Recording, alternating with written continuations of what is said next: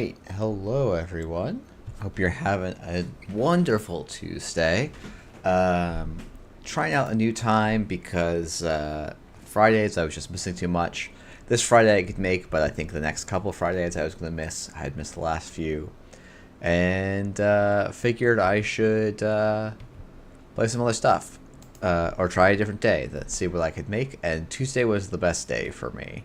Well, honestly, Thursday would be the best day for me, but some other streamers, I don't know, had that reserved for a little bit. So let's see. We've got a lot of things. There was a lot, actually, quite a few events. Kikai did a nice job summarizing them again. I think so last Friday, I kind of went over my stuff and I said, "Oh, I got completely wrecked." And I want to try some of those decks. In particular, I'm not actually that interested. So, Beeblum and I think this list has some flaw. Well, I am not convinced by Arella Salvatore. I think the seamless launch is actually quite nice. But I'm not. I mean, this list has actually, as I look at this list has more to it. That's nice. I mean, this is just an old school Ob Rush list. I think it's. I'm not sure. I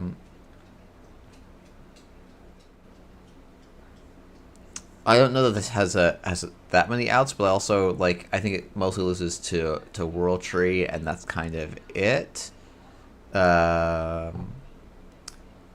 But I mean, look, the op I brought completely shat the bed, so Beeblum has definitely proved it. This is the list I'm actually a little bit more interested in playing. So we're gonna copy this and we're gonna give it a spin. I think it's a pretty neat.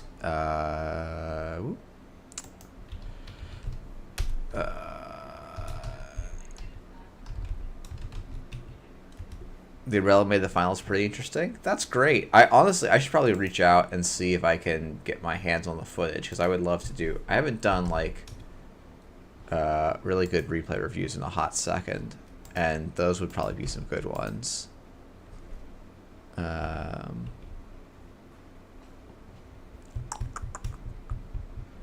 Okay. Let's not import my password. Let's recopy this legacy URL. And make sure I've copied that legacy URL. Okay, great.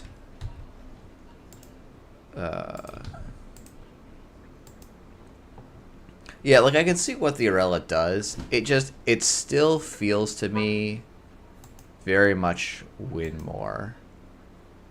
Okay, but this deck is just we're gonna go old school kit. We're gonna pack a bunch of money in the deck, and then we're gonna play 3 Investigator, a Nanotech, and a Propeller.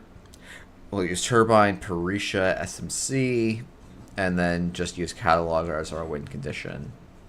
Rigging up, honestly, you're happy to rigging up anything in this deck. It's basically just you're not. This is an interesting use of rigging up where you're just using it as kind of a career fair. Which is fine. I am a little bit surprised it's making the cut, it made the deck list cut, but the deck did quite well. So and it absolutely stomped on the Ob, or versions of it did. So I don't know. Maybe later I'll play some Crim to see how that feels. But yeah, I don't know. I hope everyone's having. We're gonna put some quiet music on. I think. Let me know if this is a little bit too loud, or if it's inaudible. We'll try and play somewhere in the middle. But, okay, that's probably about where I'm talking, so maybe a little quieter. Nope. Okay, I have very gross control on this one, but, okay. Ooh, open the wrong window. Oh, hey, D. Okay, this should be an interesting matchup. Hello, hello. Should be an interesting one. GLHF. Wonder why Anacam hasn't loaded. That's kind of wild. So, I mean, this has to be a good hand, right? I don't have... No, I basically have everything I could want, right?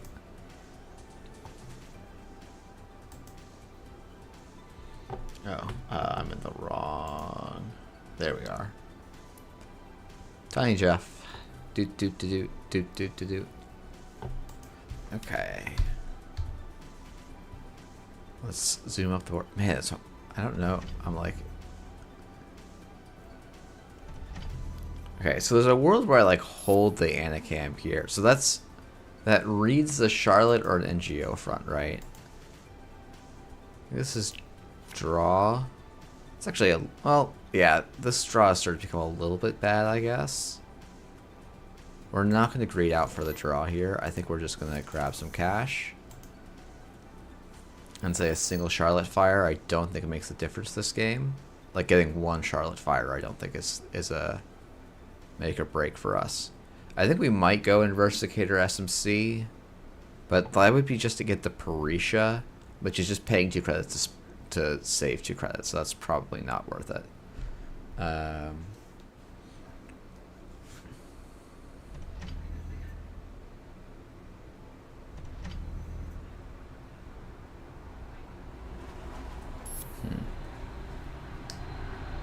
Part of me wants to just go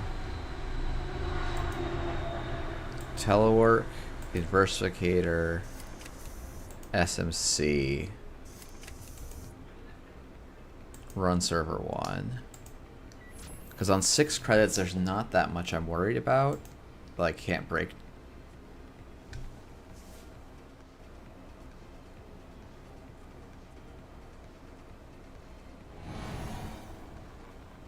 Yep, that's fair. We'll match and fully break.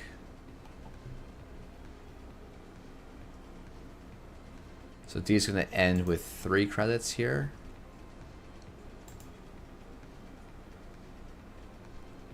No, both, well, basically both end with 3 credits. Oh, I guess they could kill me here. With a if they pop Charlotte, res an enemy, and then they hit me twice with the damage.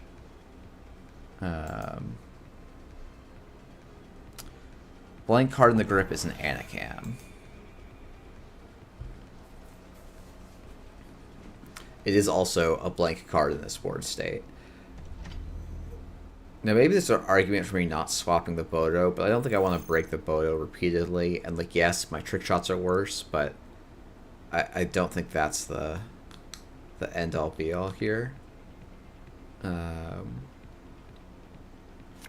this is to some extent like a tempo matchup, or like one angle of attack is tempo, and I have a lot of, like, my deck is mostly just money.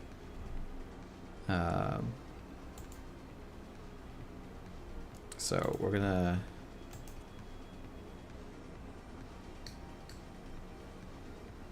let the lag go. Draw. Telework. Sure gamble. Unfortunately, we have to let this Rashida go. I do value getting spin doctors. Actually, do we have to let this Rashida go? I don't think we do.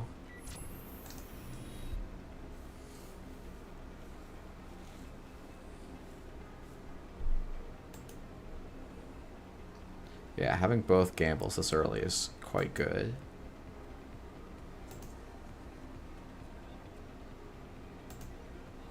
Okay.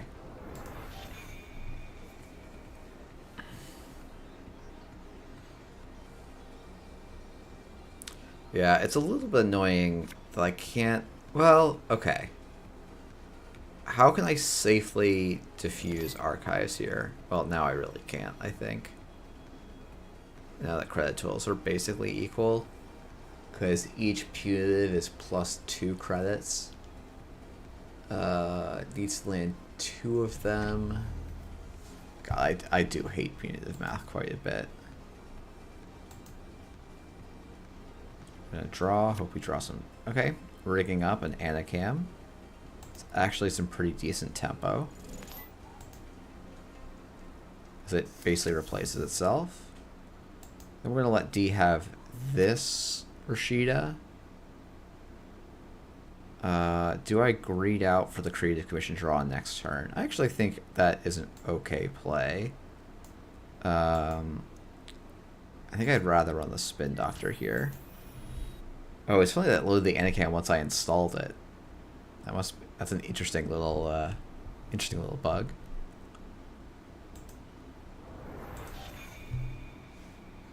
So I think my next turn can honestly be... Oh, interesting. Okay. That's not what I read that card to be.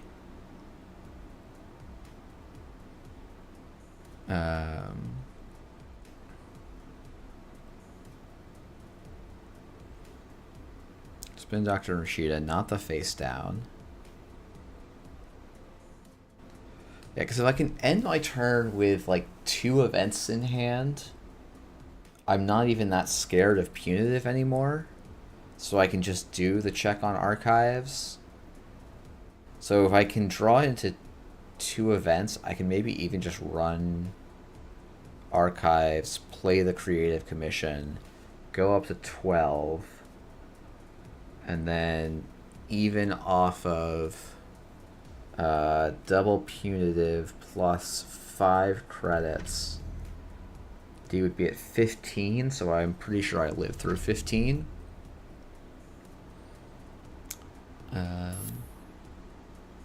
I think that's still a Charlotte. But obviously it can be a little bit difficult to say for sure. I am a little surprised about the teleworks over the daily cast, which does feel like it would be a much easier play here.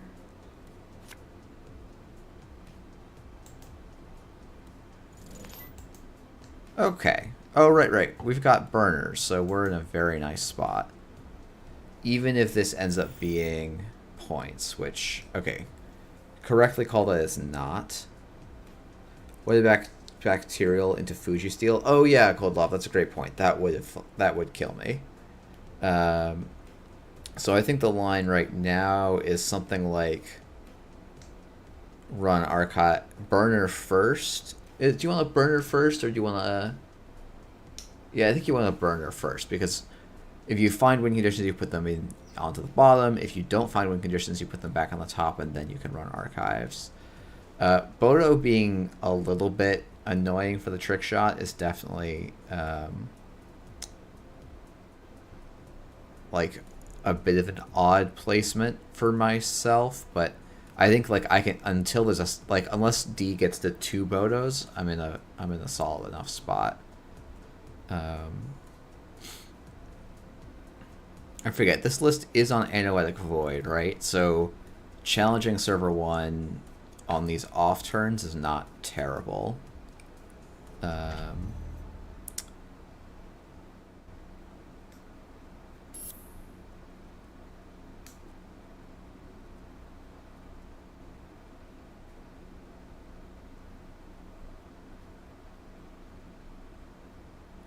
I think this might be install Parisha, just run the remote, and then play burner afterward. Because I want D to have the, like, by burnering first, I'm giving up more information than I'm gaining by knowing the contents of what D is going to draw for the next few turns.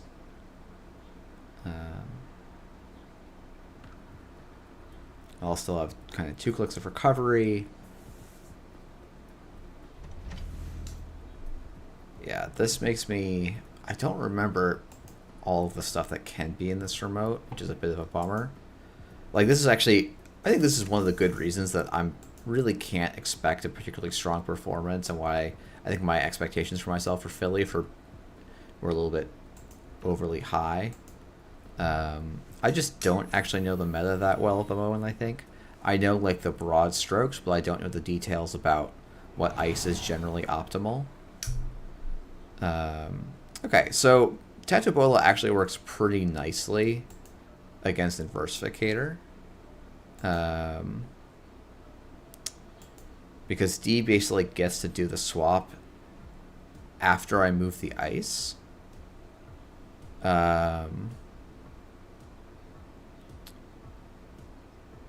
So what I think I'm going to do is swap here. And if this is bugged on JNet, then it's bugged on JNet. But Tatubola now swaps over to there. The reason I didn't swap it here is because then D could put down the ice they would like to.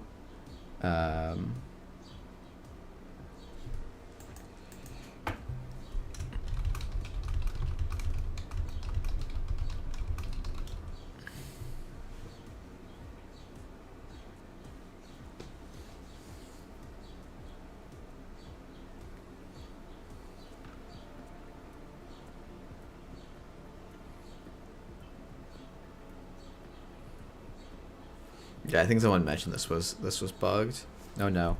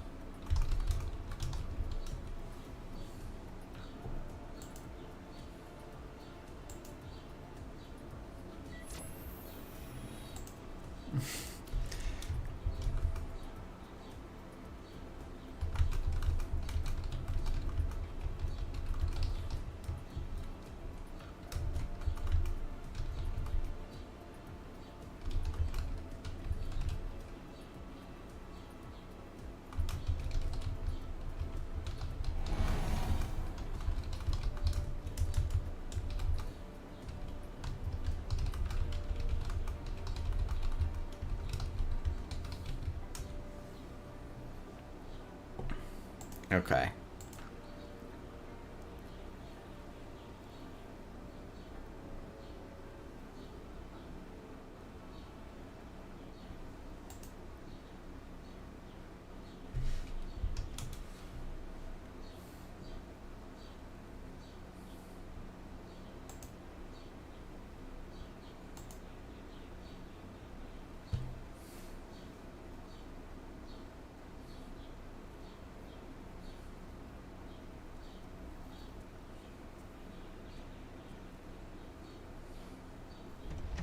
So the question here is, do I want to face a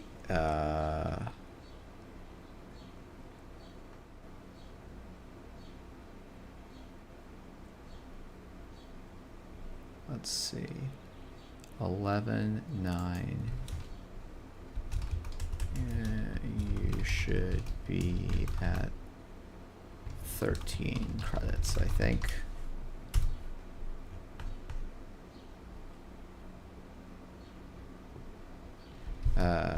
Now I'm just thinking about, oh no, let's see, 11 plus 2, right?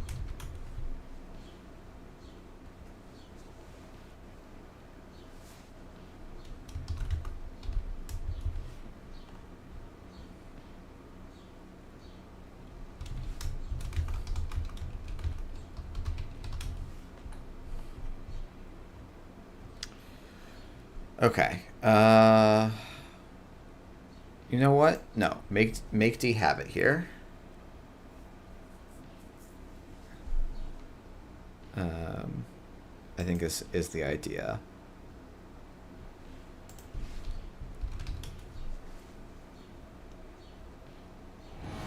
Okay. This is actually fine.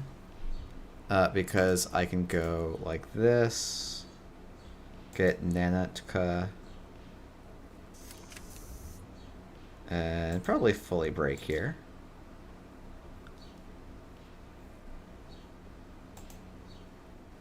And if D wants to use a... Yeah, Anoetic. I think I'm actually okay with that. Because it actually makes my burner much more impactful.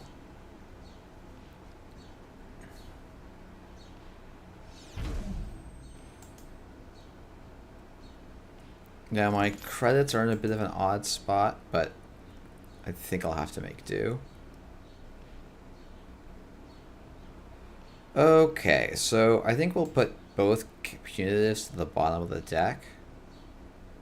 I think that probably works out in my favor. I don't like this because I'm not winning the tempo war, but 0 is even 0th maxima. I figured you would know that. Okay, so with both punitives gone, the 2 out of the 3 punitives gone, I'm relatively safe to do this.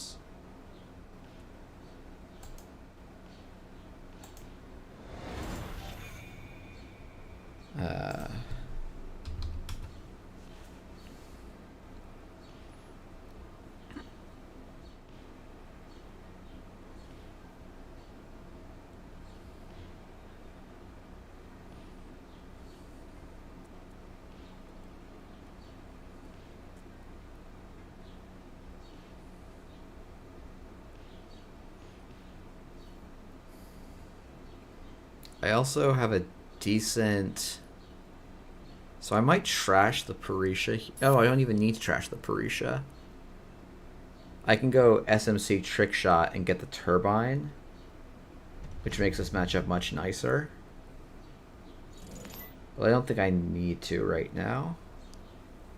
I think I'm going to have to let D get some tempo here because I just spent a bunch of mine. Now, admittedly, I did it diffusing part of the deck, so it's probably okay, but I think it's going to be something like draw, click for a credit. DJ seems pretty solid here. Telework, and then we'll click the telework. So I guess we're not any better than draw, click for 3 credits. Next turn will be a little bit better. And then, oh yeah, we have the nice play of, not super nice play. No super nice plays next turn. Yeah, this lag is tough. I was a little bit worried about streaming today with how bad this lag is, but you know, I definitely am feeling it.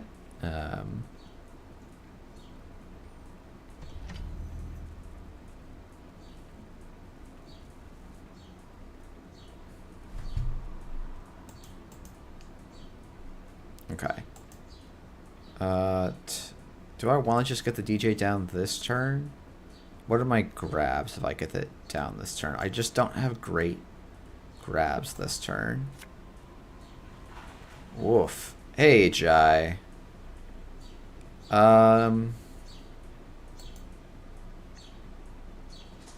There's still no shuffle, and there's 1 punitive in archives. So, like, I can just check this. And finding out what gets discarded is useful. I think... no, drawing is better than clicking for a credit here. Okay, second Inversificator. We've drawn, like, all of our breakers, which is not great. Yeah, this is certainly one of the games I'll go with this deck. Oh, D just having all the Rashidas, and I guess actually that kind of had to be Rashida, which is a bit of a bummer for me. So this is going to be click telework, install DJ, run HQ, play the gamble that we get back, and give D another turn of setup and stuff here. And we're probably just trying to win off of HQ this game. I guess at some point our win condition is just find the cataloger. The punitive money does not matter. At least not yet. because there has yet to be a shuffle effect. It's almost like D heard me. Okay, so we're going to go telework here. 29 credits is a lot of credits, but I think I have to kind of do something like this. The more I can spread out ice, the better.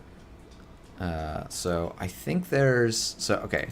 1, 2, 3, 4, 5, 6. I'm safe to beat in the Nancy, so I think I can run HQ here.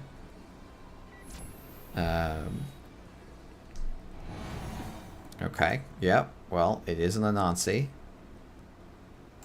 So gonna grab probably 2 teleworks off of this, but why would I DJ Los? Like, legitimately, what does DJ Los do for me here? Is getting 2 credits better than gaining 4 credits and drawing a card? I don't think so. We can't die to a 4-point punitive, really, because there's 1 punitive in archives and 2 in the bin. So, like, I just don't see a world where we're in that kind of danger.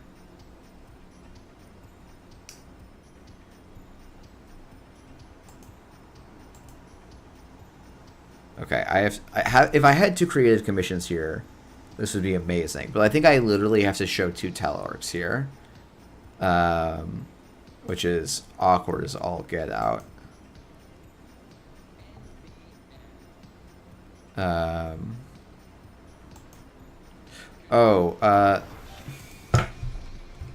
Sorry. Spent 1 on Parisha.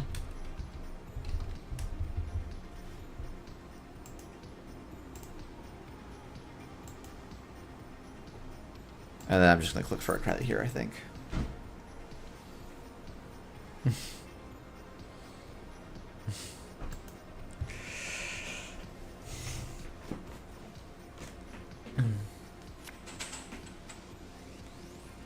Yeah, I mean, so ice has to be a little spread out here. The Anansi on Archives is annoying. I wonder if I was supposed to swap the Sycenton and the Anansi, but...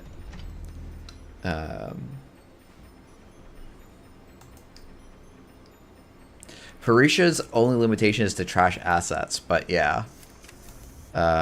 It's a weird one.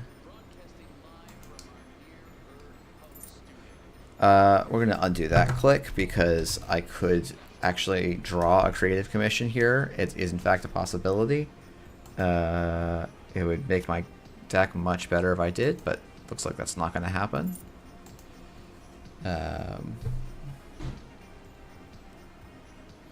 There's a small part of me that is thinking that next turn my line is to Steve HQ, offer a creative commission rigging up, assume that D will give me the rigging up, so I can then rigging up a cataloger onto the table and try and just win off of 2 accesses on R&D. Which I don't think is super likely, but this is probably 4 points right here.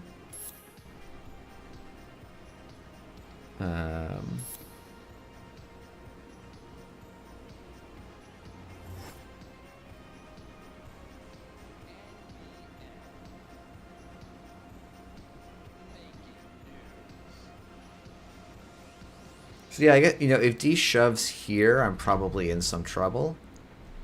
Yeah,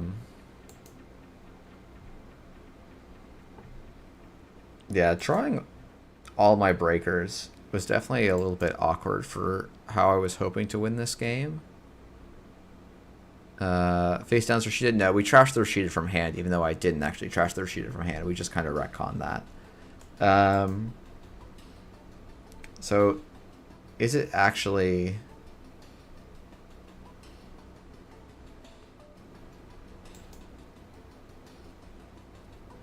Oh, that's a good point. They could still be on Hollow Man.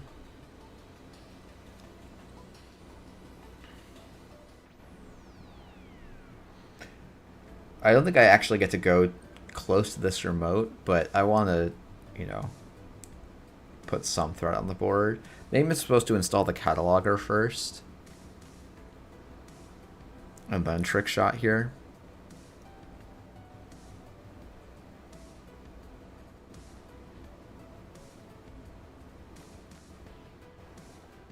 No, I'm supposed to have installed the SMC so that if D decides to let things go, but D is not going to let things go. Okay, so this is 4 to boost, 3 to break.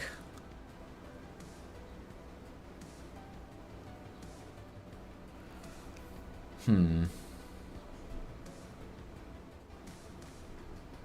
I just break the first one? I only get the swap if I break all of them, but I think that's okay.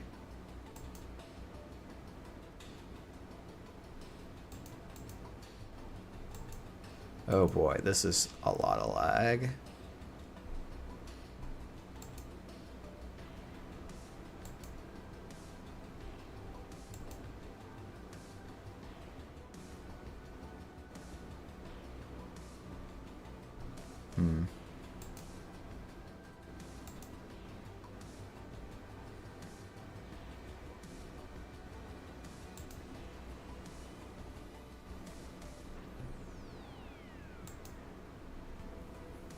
Yeah. I think I want to let D... Because it's like, I probably actually have to jack out. Do I have to jack out? I kind of do. If the Nazi fires here, I'm probably actually okay. I don't win, which is the problem. Oh. Sorry.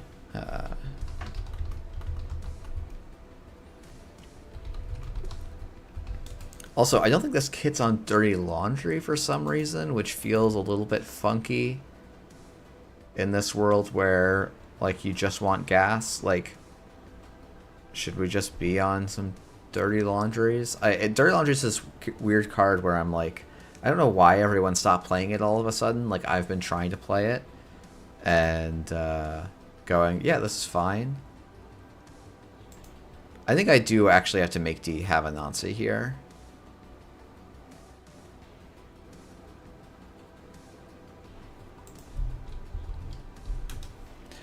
The fact that they're asking to continue is a bad sign for me, for my health, but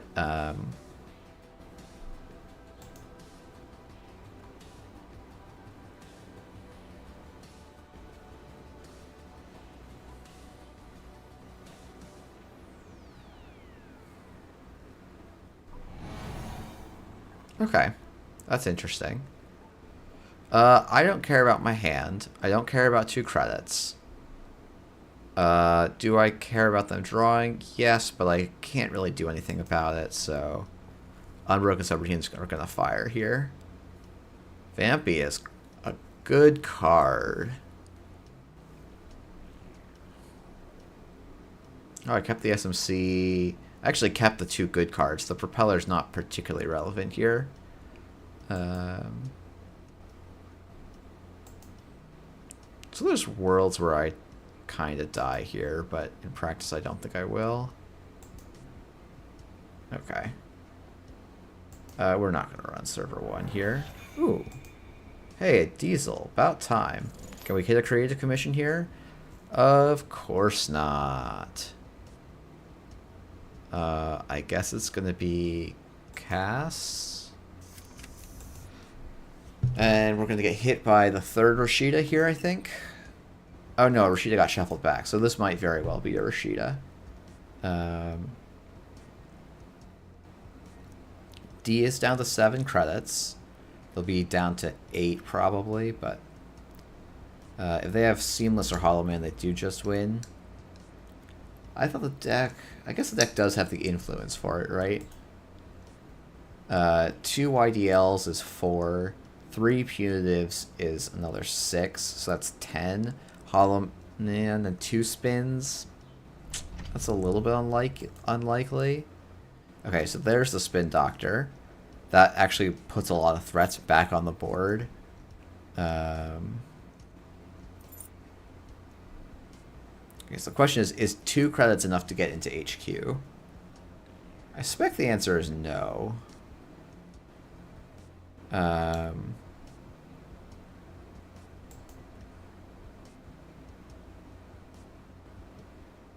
Yeah, I think I'm just dead on board here.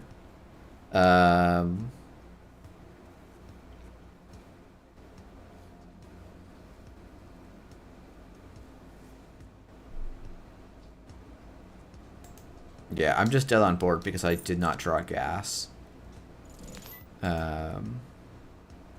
Well, probably I misplayed, but I think I'm even misplaying this turn a little bit. I just think my odds of having outs here are quite small.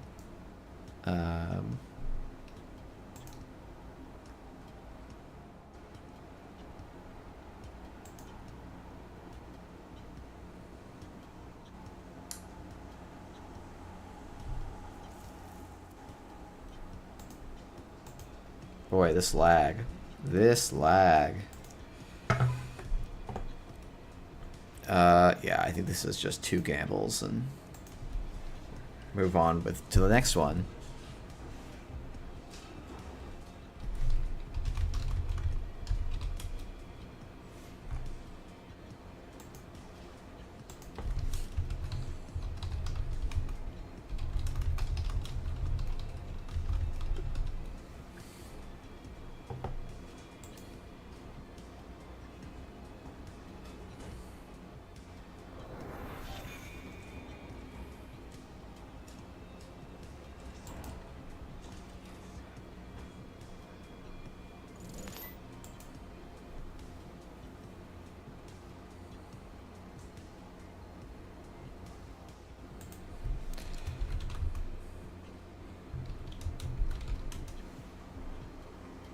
Yeah, this is. I mean, yeah, triple. I don't know. I shouldn't shit talk this list. I did not play it particularly precisely. I think I spent too much tempo going after something, but it is what it is. I spent too much tempo in the first 3 or 4 turns chasing stuff when I didn't. If I had drawn a bunch of econ.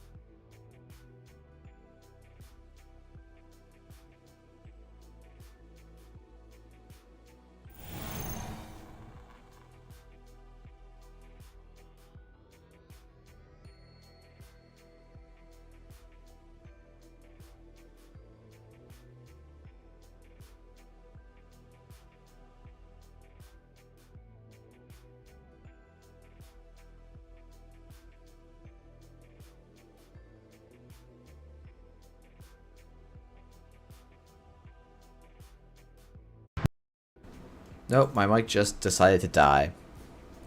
Hey, Safer, by the way. Hey, D, thanks for the game. I think I actually, like, I think there was some interesting learnings for me there, which is just my, yeah, the Inversificator felt terrible there. I think if I had gotten the Turbine down, it would have felt okay. But I think actually, like, so I thought this hand was pretty good.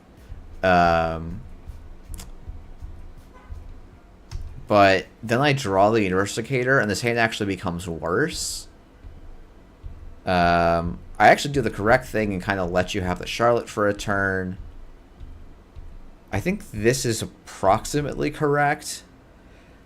Though I think maybe I'm supposed to just let you damage me for 2 here, rather than spending 6 to... Well, maybe this is okay, because I want to threaten the Charlotte. And I'll still have 6 next turn. This run is okay. But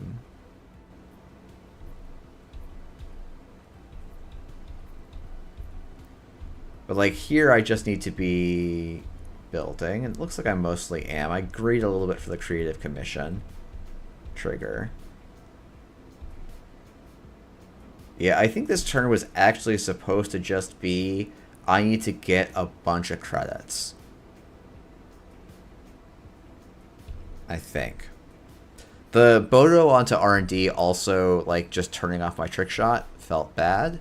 but I don't think there's anything I could do about it. I guess to some extent I should be saying, oh, this threat, like, this runs a little bit, this line's definitely questionable. Like,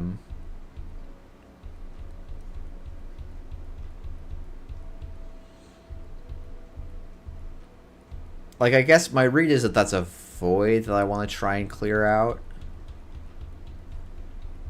But it's not the right line. Like, I end up going basically broke here. It is a void. It's not the end of the world. I think I'm actually... Like, the burner is cute. But I wonder if it's actually more important to just end my turn on 3 credits. That kind of makes me think... I kind of think that might actually be correct. But this does let me... Like, this line came out... Oh, like, it felt good in the moment. But then I just spend, like, an eternity just recovering. Which makes me think that contesting the Charlotte was maybe not correct. Yeah,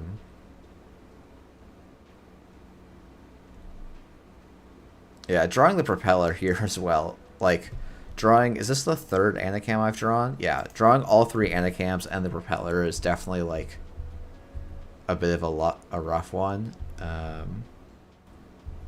And then drawing the 2nd Adversificator. Ice now everywhere. I think I need to just read you're on 29 credits. There's no way I'm breaking HQ for less than 6. And so I need to just actually draw for, like, real econ. Because, like, if I draw the telework and click it, I'm in a better spot. And...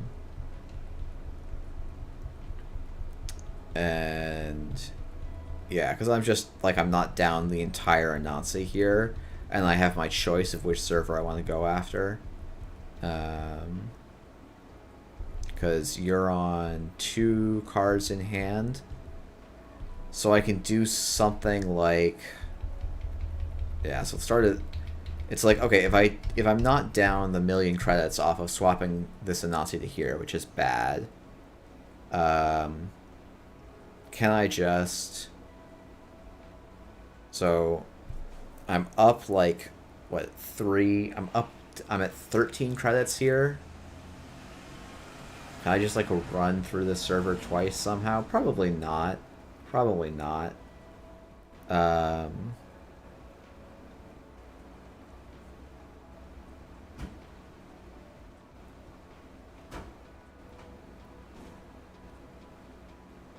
Yeah, it's probably something like Bodo swap the Archives Ice in or something.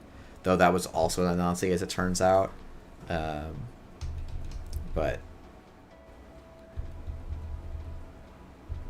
yeah, I mean, the other option actually... yeah, I don't know.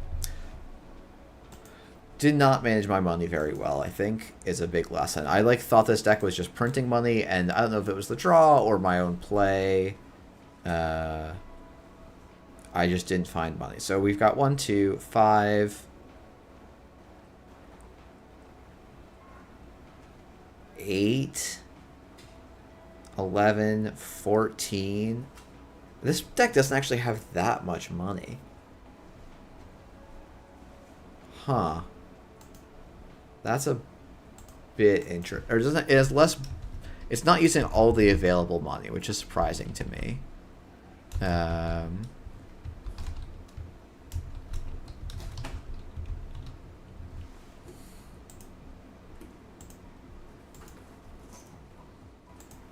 Oh, I'm going to have to reload this page, but I'll wait till the game starts and then...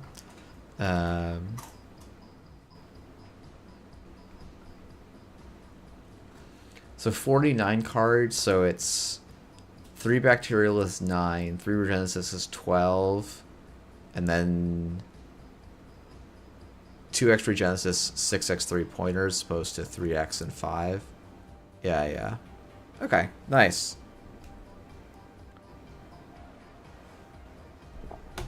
Also, hello, Wenjong. Thanks for stopping by. But, yeah.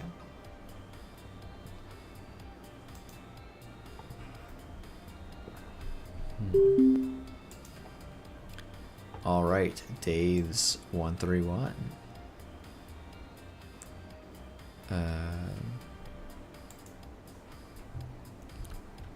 Let's hope that the reload doesn't kill anything. Okay, I mean, this is a pretty... maybe I'm just evaluating his hands badly. So I'm like, okay, I can have a turn 1 of draw, install, click the telework. And then I'll have the Investigator turn 2. Hey, Augustus, I'm trying to figure out this kit deck that Beblum played. And won NANPC Philly with. Kit's clearly doing a lot these days, so... Figured I should get with the system. Okay. So I think it's just actually run server 1 here. Yep, that's fine. This might be an NGO front, but I think that's okay. I think we're going to save the draw and just get credits out. Because having this gatekeeper is actually like a huge liability for the corp. I'm assuming this is probably the like silly credit gain. Like we're going to see a YDL. But I think it's actually somewhat difficult for him to have ice here that matters. Like a brand slows me down. But that's about it.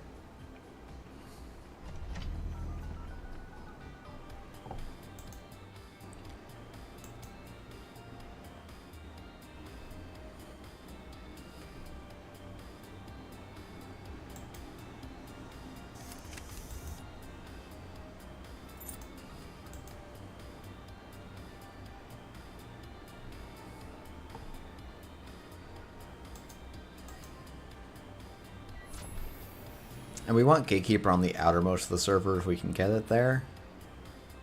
Assuming that this ice costs 2 or fewer credits to break.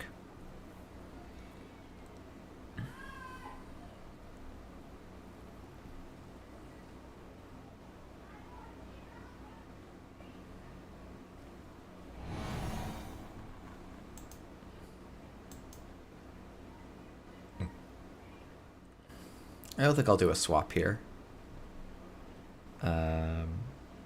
No. Hey, Spiff. The reason I'm not swapping is they both cost 2 to break, and the magnet in theory gets cheaper when I get the turbine down in many, many turns. I think I don't want Dave's to have the tempo here of drawing another 6. This is an NGO front. I feel a little bit bad, but if I steal 2 points here, that's fine. Okay, great. So, might be some points in hand as well. I think this turn, though, for me is like draw 3 times, I think. Because we are yet to draw a card, and PD is a quarter of the way through their deck. Though we do have some good pressure as the game progresses. Ooh, Diesel is fantastic here.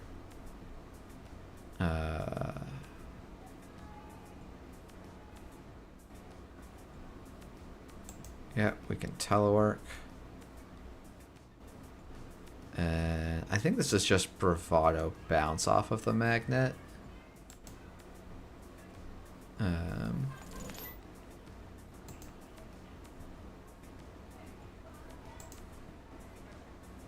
This boomerang does feel a little bit awkward. Though honestly, it would have actually been quite. It would have been quite nice against D, or just okay against D. Probably just okay. But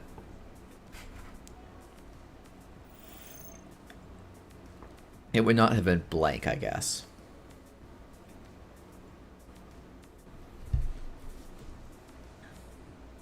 Yeah. I can imagine. My guess is that the boomerang is probably actually meant to be border control tech, so that you can get back through the ice the second time. I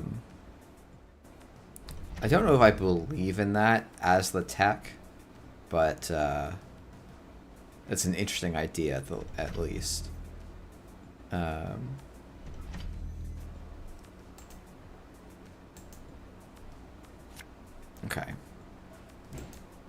Anacam, sure gamble. Can we draw actually good things, please? My god. Yeah, I mean, yeah, it is also good against 3 Ice Deep servers if none of them are code gates. Are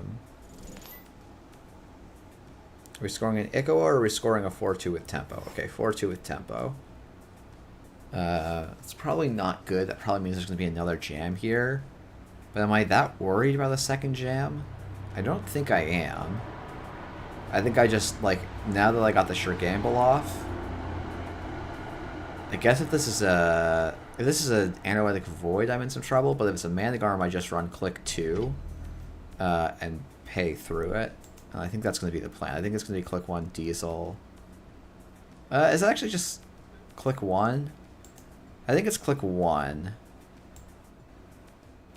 My hands. Yeah, because if I draw a trick shot, I wanna make that work. Yeah. I mean, Botulus is an extra influence for sure, but.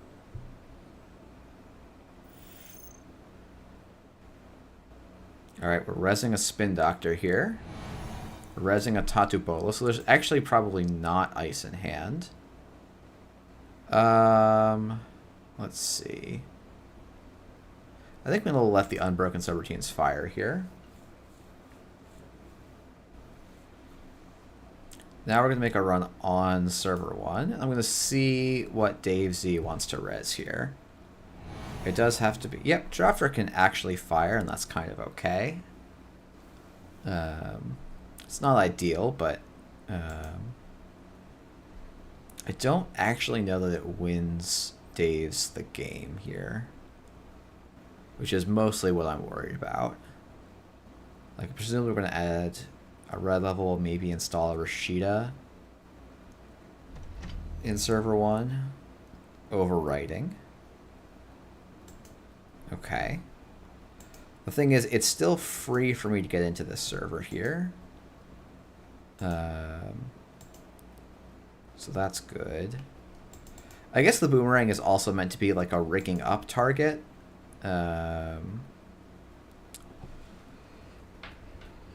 Yeah, so we'll swap Magnet with the Tatu here, I think.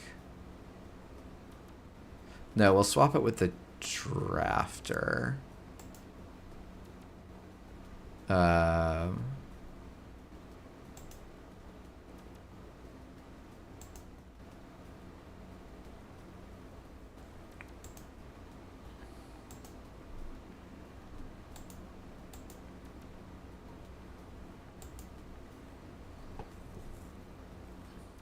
Because now this is a 3-deep server that is completely busted, basically. Okay, so I think I pay... Do I pay the 5 here? I don't think so. I think my hand is bad enough that I can discard most of it. And pay 4. Yeah, I think I'd rather have... I'm not going to make those 4 credits back this turn. So... Hey, cat. Okay, so we don't need this Inversificator, and this is not a Parisha matchup either.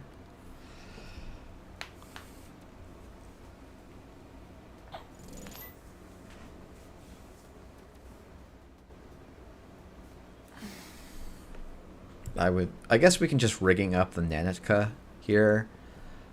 That's going to be pretty nice. That means I can just break the Drafter very easily.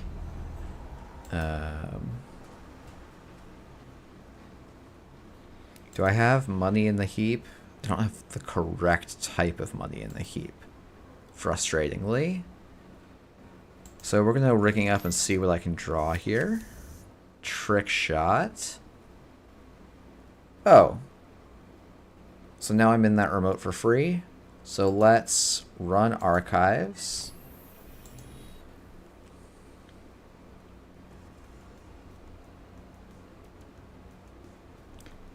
Because this costs 1, then it will be 5. So I'm going to pay 1 credit plus the trick shot credit to get into server 1, because trick shot is a fair and balanced card. No regrets, as they say.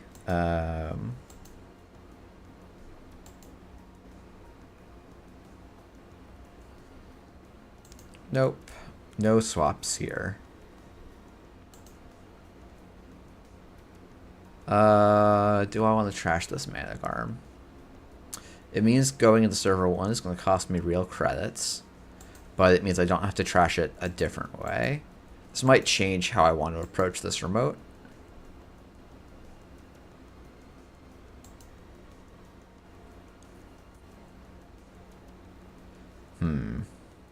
So the question is, do I want to run server 1 here? I feel like that's more likely to be a Rashida than a thing of value to me. So I'm just going to draw. Oh, hey, it's another rigging up. Rigging up instead of Dirty Laundry is such an odd choice to me. I guess it's so that you can draw the Investigator and the Nanotka and play low to the ground, but I'd rather just have the money up front. And this is like a weird thing that's like been part of my evolution with the Arasana lists I've been playing, is like having good bounce back. Like, this list doesn't feel like it has great bounce back either. Okay, Twitch. Make me getting my ban button out.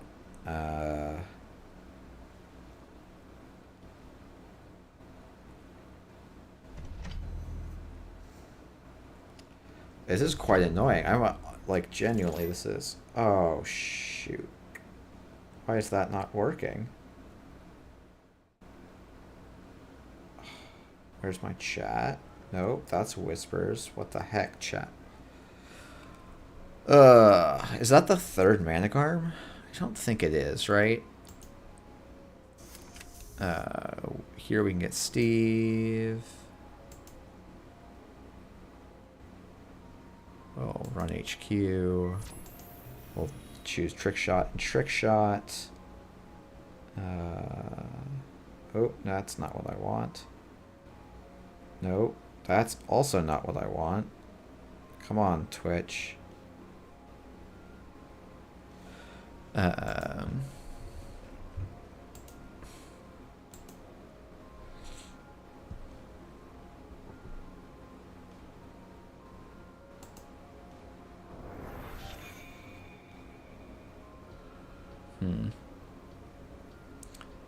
Part of me is like, I don't actually want a trick shot here because my econ's still so bad. And like, if that is another Mana Garm, I'm in some trouble.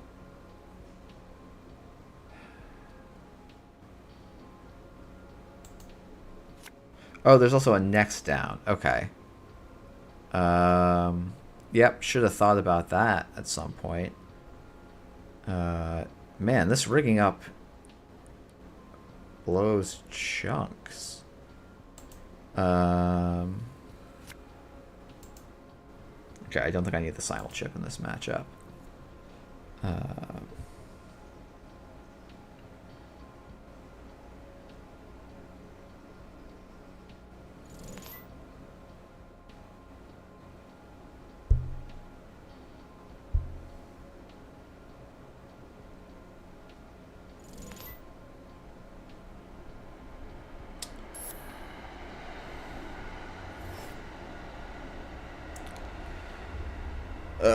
Yay. What are the odds of a third skunk? Well, apparently one of them got shuffled back when I wasn't looking.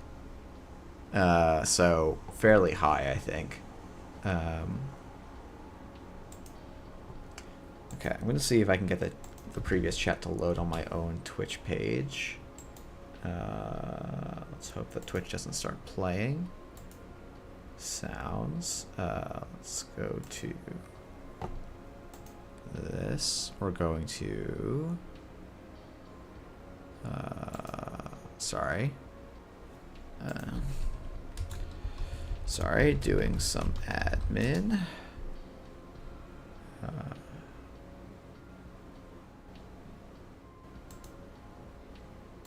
Report. Scam. Posted scam link.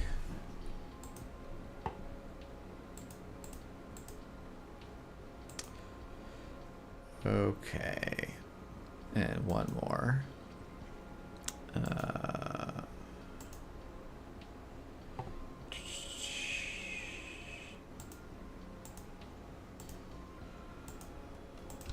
Scam link. All right. Well, good job, Twitch on the phone. Okay, so I guess it's... We're still trying to draw for actual cash. Nope. This feels like the deck is trying to taunt me. We aren't loses to big deal land. We're also in the apparently loses to deck just... Oh, I should have installed Nuka, but...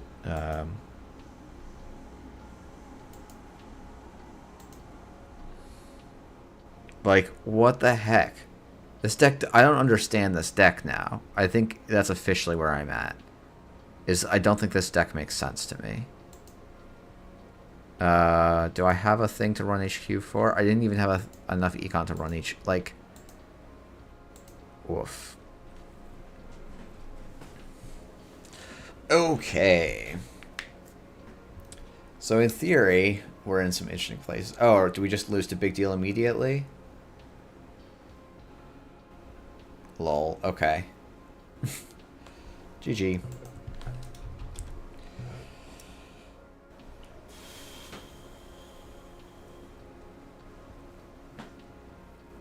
Yeah. Okay. Well.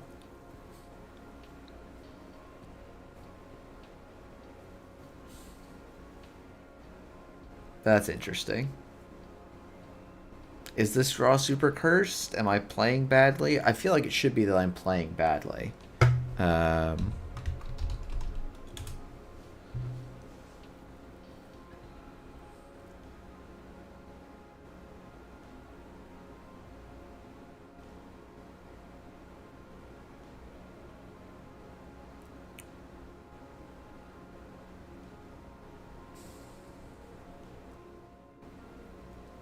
I'm not convinced that... I mean, so... This PE list is very solid. I don't know, like... It does not feel unbeatable to me, by any means.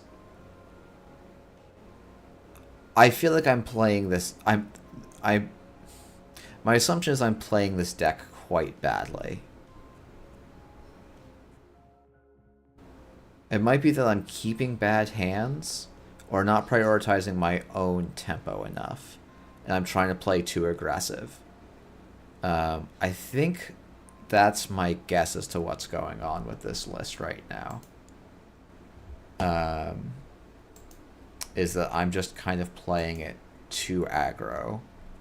And so it's just kind of sputtering. I'm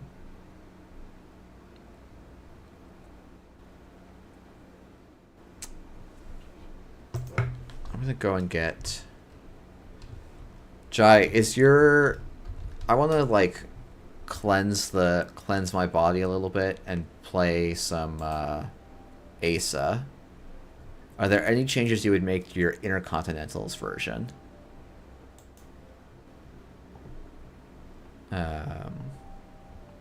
Oh. That's not what I was looking for. It's the details. Where's the recap? Or the Intercontinentals deck lists.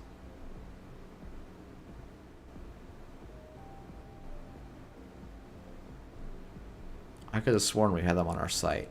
Oh, .signal.games. More tournaments.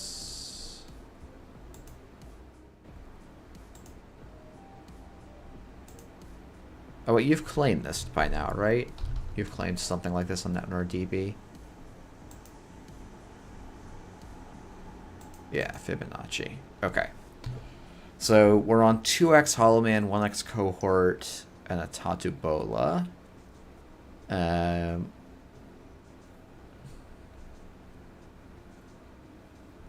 Okay, if you want to play, if you're playing something, yeah, I'm not expecting 0 crim either. I'm expecting some crim. So let's go back to your other version. Oh, if that's the swap. Maz for a cohort. Okay. What's the other? Was it actually just Tomb of Irises? There's got to be, like, presumably there's some other cuts, but we'll go with this one for now.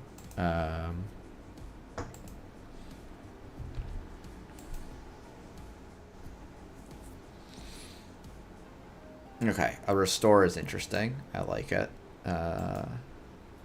Okay, let's go live Twitch/YouTube. And we'll play Corp this time. And we'll see if I can figure out how an Asa deck works. Because apparently I've just never been a kit player. Bentel. This hand seems pretty bad, so I'm going to mulligan into an even worse one.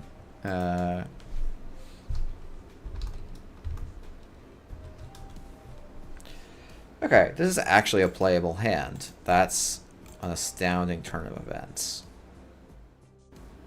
Okay, so I think this is going to be Nico.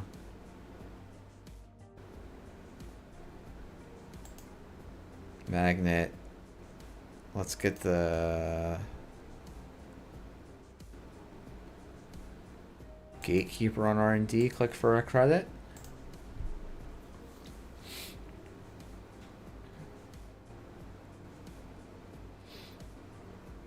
Laundry HQ seems good, especially because they're going to hit the Vitruvius. Oh, they did not. Shocking. Absolutely shocking. Oh, here comes the Cupulation. Okay. It's not ideal. I think this is... honestly, Vitruvius behind a Bran. Click for 2 credits. Next turn is probably advance the Vitruvius, put down one of the ice that survives the Cupulation.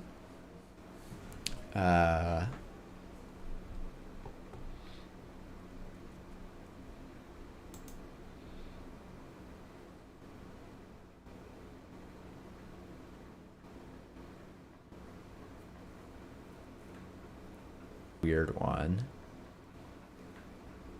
I could also just score the Vitruvius. Okay, this is now better officially. So this is new remote, server 2, click for am I supposed to ice at the Nico? I think I'm supposed to ice at the Nico campaign to represent that this server is not a threatening one, is what I'm supposed to be indicating here, rather than this is the server to care about.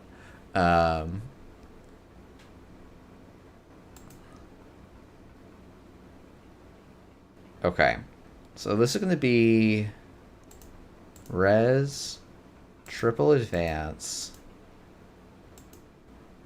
install powers that be. Wait, no, this is wrong. That's not correct.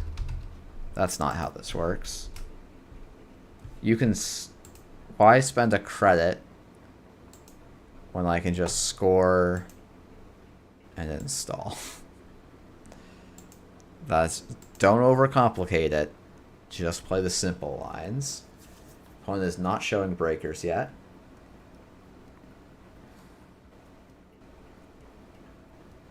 Okay, so we're going to get the wage workers sniped. No, they went after the off-world office. That's spicy.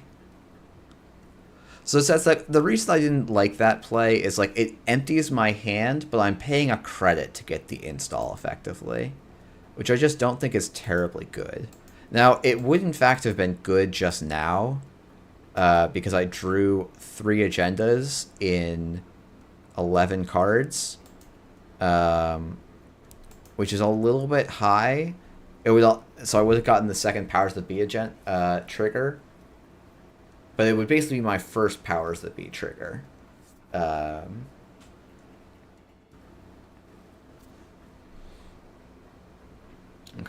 So we are on threat 4, so this actually looks somewhat appealing here. I want to start using up Ebentel's resources.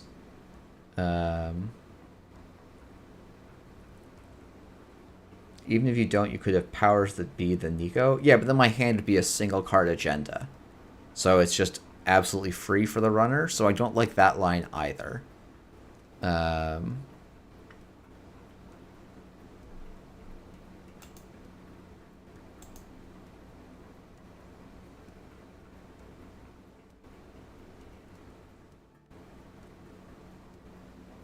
Like, install Powers That Be, put the Nico in here. My only card in hand is the Offworld Office. And I would much rather be scoring the Offworld Office than letting the runner steal it and the Nico campaign be moved around.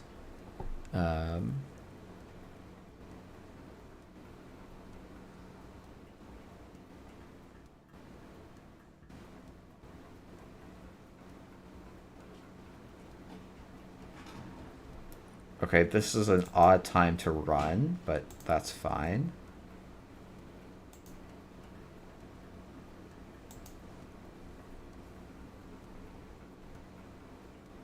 No, the off-world... So, okay, yes, if I install the off-world off the Vitruvius score, then I'm paying 1 credit to install the off-world office, right? That's effectively what I'm doing. I spend the click and the credit to get the Powers That Be, and all it does is install the off-world office. So I don't get the Nico campaign back, right?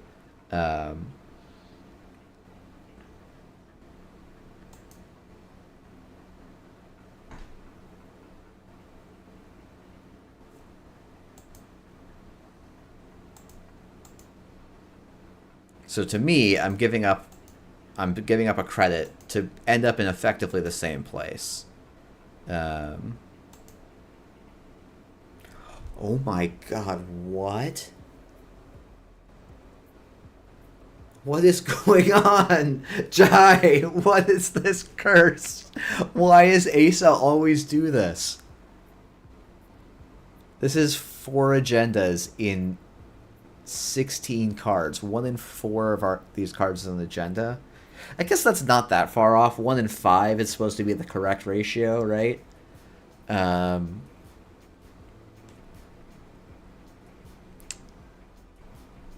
Okay. So, this is probably Offworld and Server 2 with a Tranquility, Spin Doctor in a new remote, Powers That Be in Server 1. Let's res the Spin Doctor here. And then we're going to draw another agenda. Okay, great. We're going to draw 2 cards. We're going to draw 2 cards. And then we're going to gain 4 credits. And we're going to discard 1 Vitruvius and probably the Gatekeeper at this point. I think Gatekeeper doesn't scale too well. I guess it's 4 to break always. Versus Drafter, which is actually going to fall off pretty soon. Now, opponent needs to be coupulationing the wage workers here. The fact that they haven't is very, very good for me.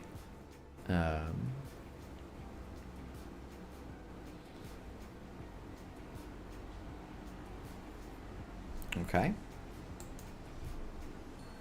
Well, so we know where, 5 of the agendas are? So there's only, 6 more in R&D? No, there's only 4 more in R&D? Oh, that's another one. So that's 5 agendas drawn out of 9. So it's actually about right. It's only slightly above average. Having the Managarm here would be nice, but we don't have it. We just have to kind of bluff it. Yep, just gotta res everything here, I think. Gotta get credits spent.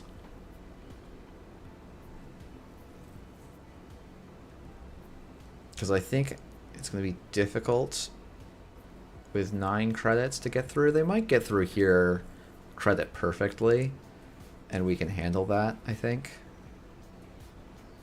Yeah, 6 credits has got to be enough, right? Yeah, this is 1, 2... Yeah, this is 5 credits to break, which is a bummer, but, you know, only so much. I'm shocked. Okay. So...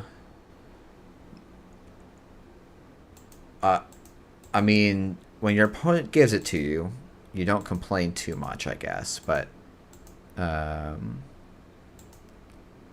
so we're going to score. Off-world office. Powers that be. Install the Vitruvius from archives on server 2. Tranquility Home Grid's going to gain me 2. And I think Ansel is my best ice here, though I won't have enough to score if I do the Ansel. If I hit double drafter, it doesn't actually stop them, so I think it's probably still Ansel, even though it leaves me 1 credit short.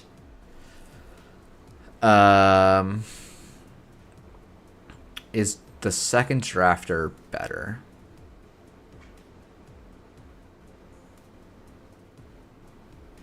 I think it's actually probably better to do the drafter. This way I can res both ice and still score out.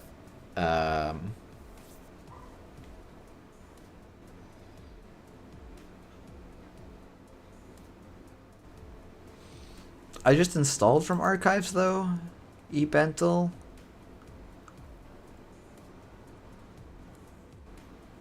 Like, I don't.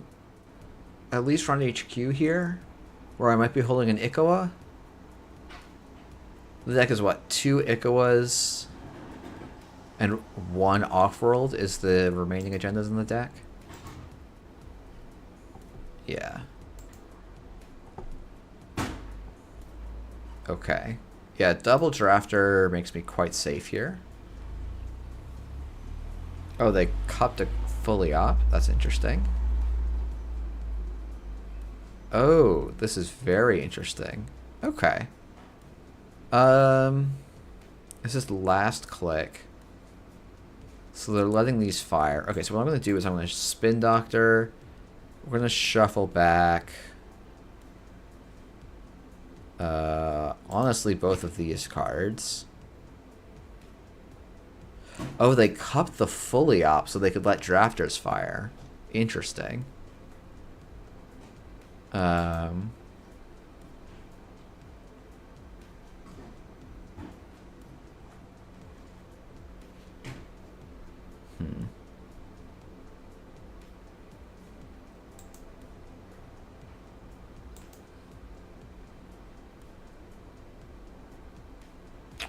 Oh, you're right, you're right. Hold on.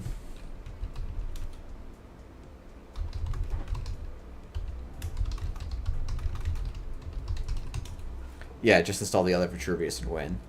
Yep, good shout, good shout.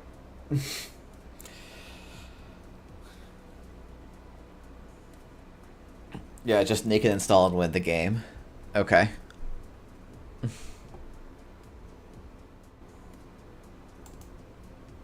Okay, I'm going to still pretend I'm doing the same line just for out of politeness sake, I think. And then I'm going to add the Rashida to hand, install Vitruvius and a new remote. We'll put a drafter in front of that one too, and continue the movement. Yeah, drafter continuing to win games on its own.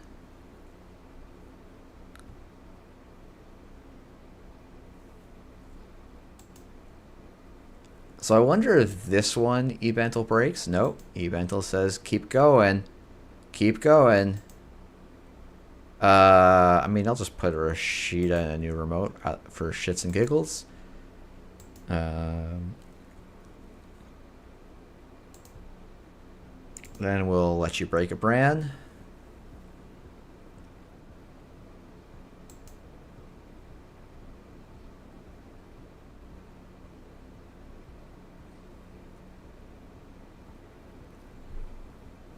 10 strength. You love to see it, though.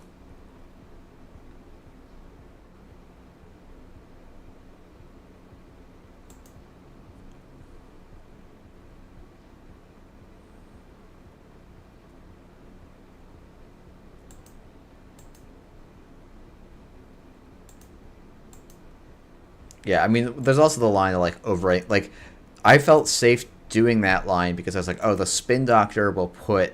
I can just put a spin doctor on top of the Vitruvius, but chat saving me and just pointing out, oh, you can just win, which is, in fact, what we do. Yeah, I guess, you know, the reason they jacked out before that brand is actually an ancillary drafter does probably makes things.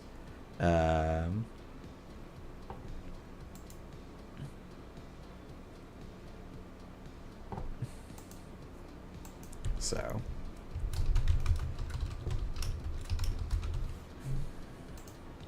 Nope, we're gonna corp again.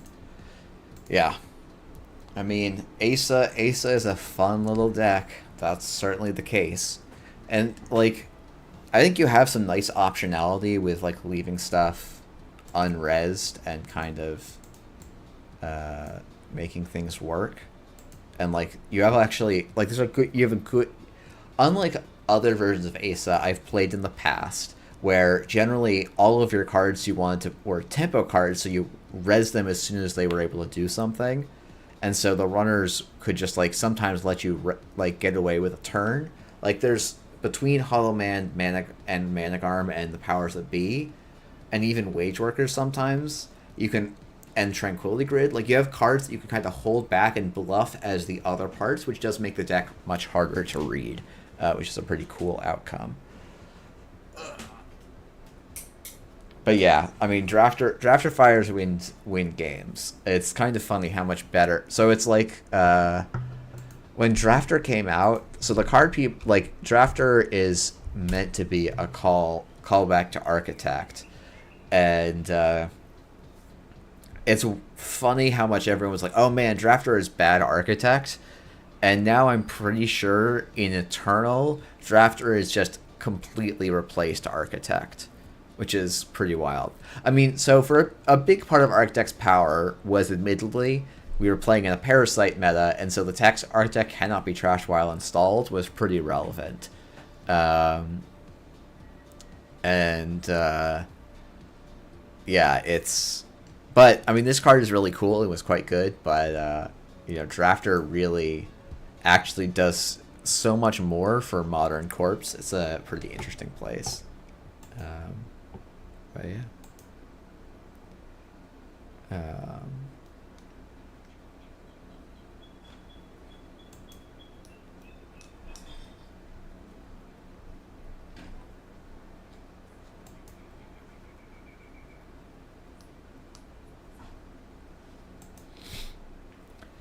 I don't know. How's everyone? Hey, Lacey. Ooh, some Eternal players. Oh, if only they had. I guess I could see if I could watch. Oh, it's interested. I have to. Dana and I never organized our Eternal match, but I'm assuming they are not online because they are in a quite different time zone from what I remember. Oh, well, they could be around. Oh no, they're not in Central Time anymore. They are, or when they said Central Time, I think they meant a different Central Time than what I would say when I say Central Time. But yeah, we've been going. Man, it's felt like a long hour and a half. I don't know why, but thanks everyone who's been hanging out. I guess I do know why. The two kick games were, those were rough ones, and the lag also slows things down a bit. But yeah, I don't know. It's trying to think if there's stuff to talk about. It is a little bit weird to be like, oh yeah, I streamed on Friday.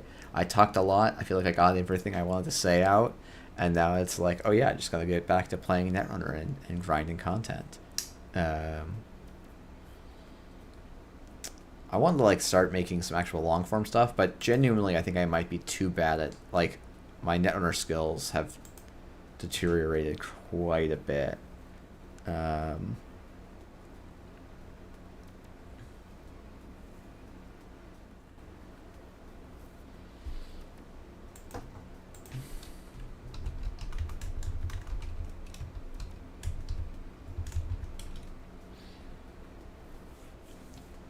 Okay, well, this is going to be one of the keeps. Okay, how do we play this one? I think we put the gatekeeper on the... So I think this is off-world, gatekeeper, HQ, click for a credit.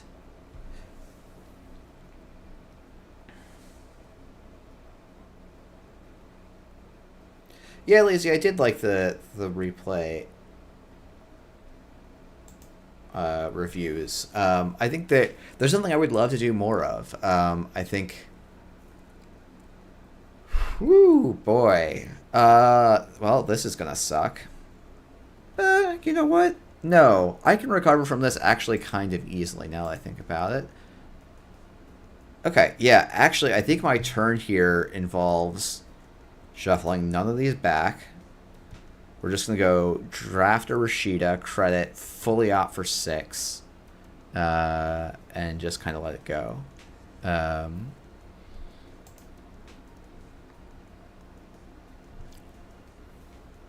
I feel like I'm getting punked by JNet right now. Genuinely, I think... JNet, what are you doing to me? What? 4 out of my 10 cards are agendas. 4 out of my 11 draws were agendas here. What is happening? Also, my opponent is playing a forged activation orders. I'm just baffled. I'm just baffled. Also, forged activation orders into install verbal plasticity going to 1 credit.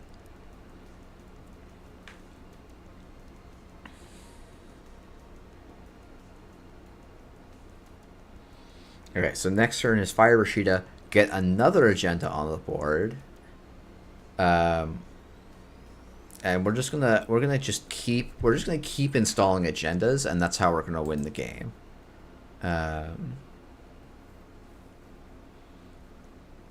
Trick shot and legwork. Toxic Horde is cooking in here. This is a set of cards I don't think I predicted being in a deck together. Okay, this draw is actually... Okay. I complained, and now the deck is just, like, feeding me pure gas. Okay. So what's the... So this is an off-world. I think this might be Luminal behind an Ablative. Wage Workers on server 2. And then... I wonder if I actually... Is this supposed to be another off-world office instead? It might be. And I'm not going to take the Wage Workers click here. I want my opponent to be frustrated and confused. My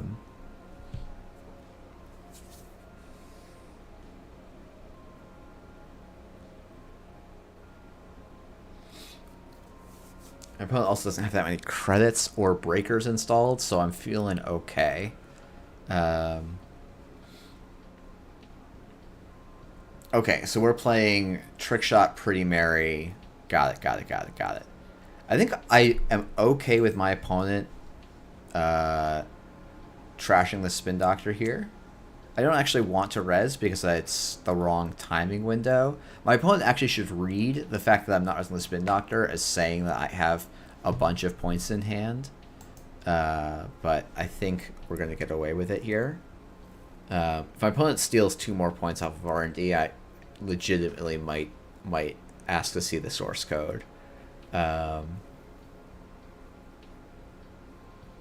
Okay, so I do want to prioritize scoring... Okay, do I still prioritize scoring the Luminal here? I think maybe yes. Okay, never mind.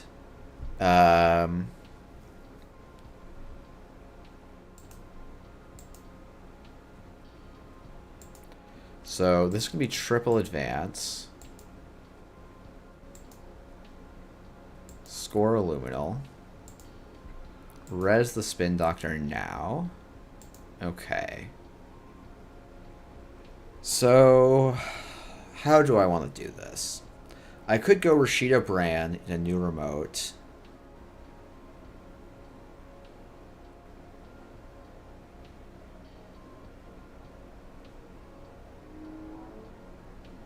Oh, did I do this sequencing wrong? I didn't want to fully opt before because I was going to install in this remote anyway. Is sort of my thinking.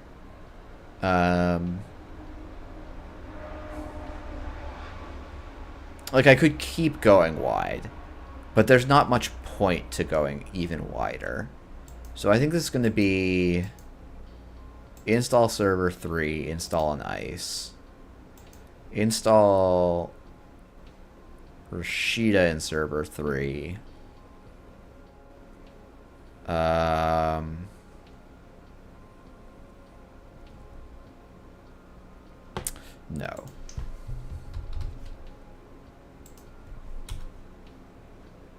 Install Ikoa in server 3. Install Rashida in a new remote. We're going to draw 2 cards, gain 6 credits, and then I'm going to install Gatekeeper on server 5.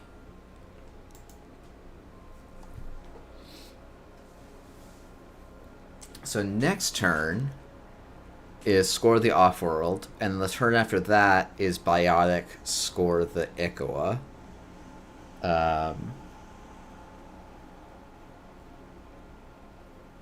And that seems okay.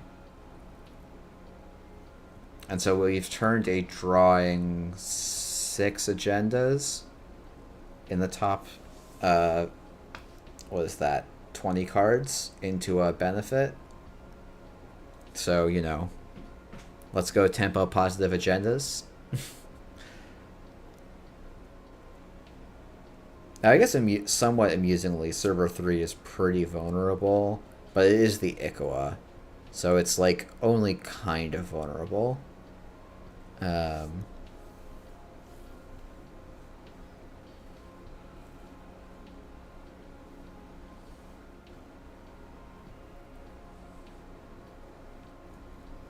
Yeah, my opponent being on 1 credit helps with a lot of these calculations. If my opponent was not on 1 credit, I could not play this way. Okay, so Amelia Earhart and Stoneship Chart Rooms. Yeah, so we win next turn just about guaranteed. There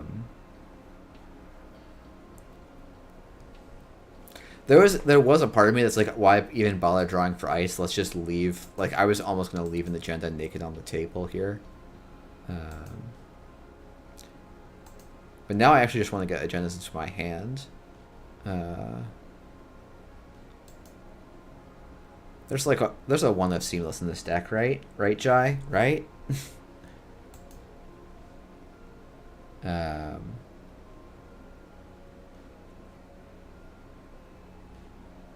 Okay. Advance, advance, advance, advance. Score. I guess Seamless wouldn't actually help me there. Probably don't need the Restore. I guess there's a world where I do need the Restore, but we're not gonna play around that world. And I probably don't need another 6-cost ice. But I would love my opponent to run the Spin Doctor and waste some time.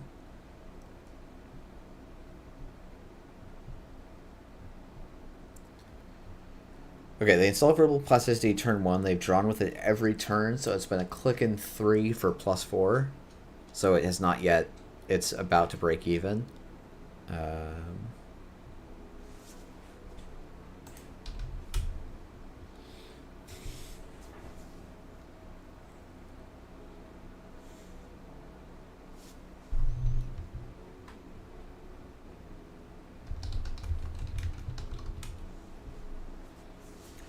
So yeah, I don't know. Asa feels good. I'll probably bring Asa tomorrow to the meetup and see how it feels against players that I have a better sense of their level.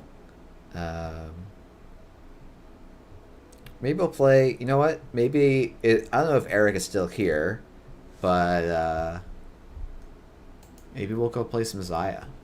Because like, if I want to prove how bad I am at Netrunner, that is a great way to do it.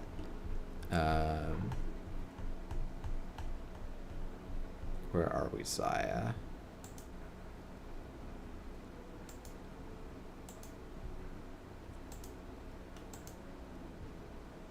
Okay, let's talk about this deck for a second.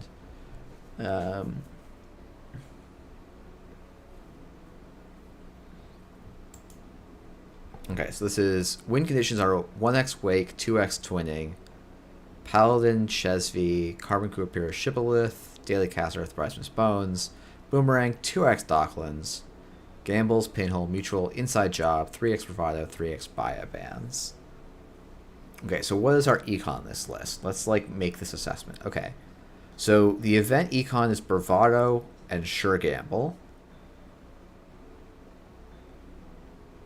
Chesvi, Daily Casts, Bones, and Paladin. Okay, draw is the class act. And that's it. Oh no, 2 Earth Rises. Okay, okay. We can do this. We can do this. Yeah, the import dex is like pretty amazing. I don't know if they've actually fixed it so you don't even need to do the like. I don't know if they've changed it so you can import these like UUID decks, but I assume someone's worked on that or will work on that at some point. It's not a high priority, especially compared to the lag. Even though it's like it's always that weird thing of like, oh, lag is really difficult. Yeah, NRDB 2, waiting on that one for quite a bit. But actually, I had Jono contact me about updating Cobra to run single-sided Swiss, which would be pretty cool. As proud as I am of Aesop's, I think it's got some challenges.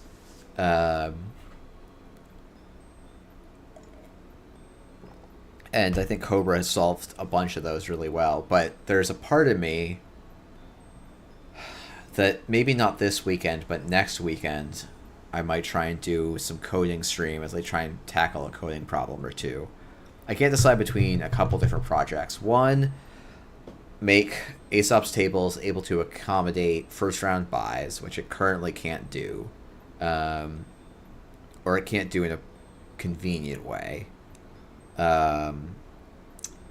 To add some kind of graph of faction breakdown onto Aesop's tables or a summary page that Cobra has. It's not that complex to do.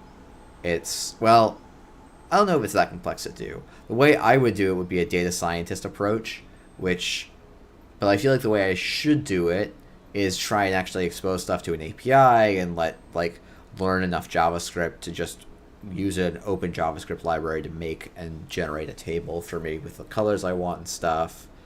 I would love to farm the front end stuff out to GLC, but I doubt that anyone in GLC wants to do my front end work. Yeah, implementing single-sided Swiss buys does seem important for next season, Jai. I don't think it's actually that complicated. It's just something that I do need to do, but part of me is also like, well, you know, it's not even August yet. So we've got a little bit of time to sort that out. But and the third thing is trying to implement a very simple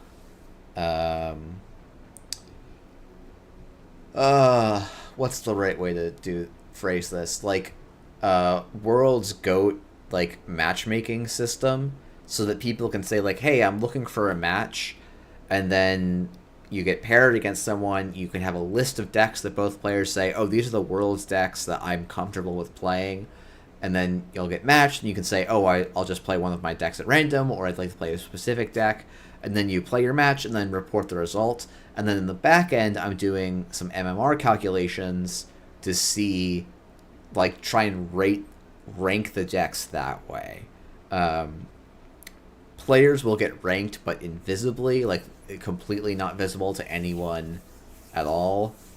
Just used so that the deck changes are less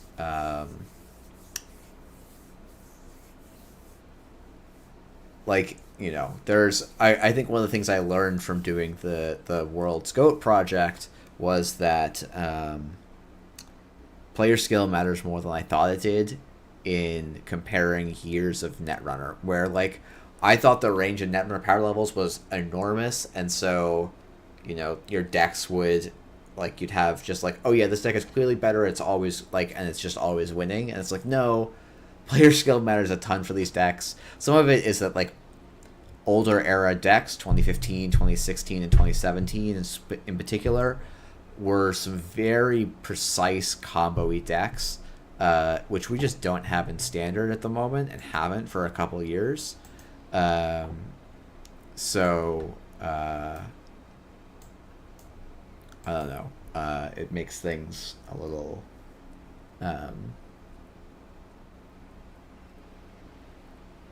it means I have to do a little bit more work than I thought I did, but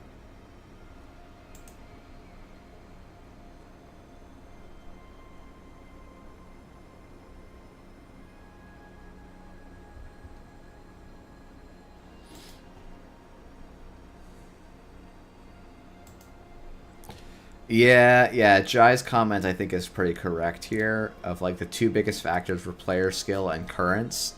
There was definitely a couple there was like at least one, but I think more than one game where it's like, oh, the corp drew scarcity of resources, and that single-handedly won them the game. Scarcity of resources, I'm going to do the silly lookup because I don't have my other one ready. I should probably figure out a way, but it's funny where it's like, this is a current that was not banned until currents got banned, and it wasn't like pointlisted or anything.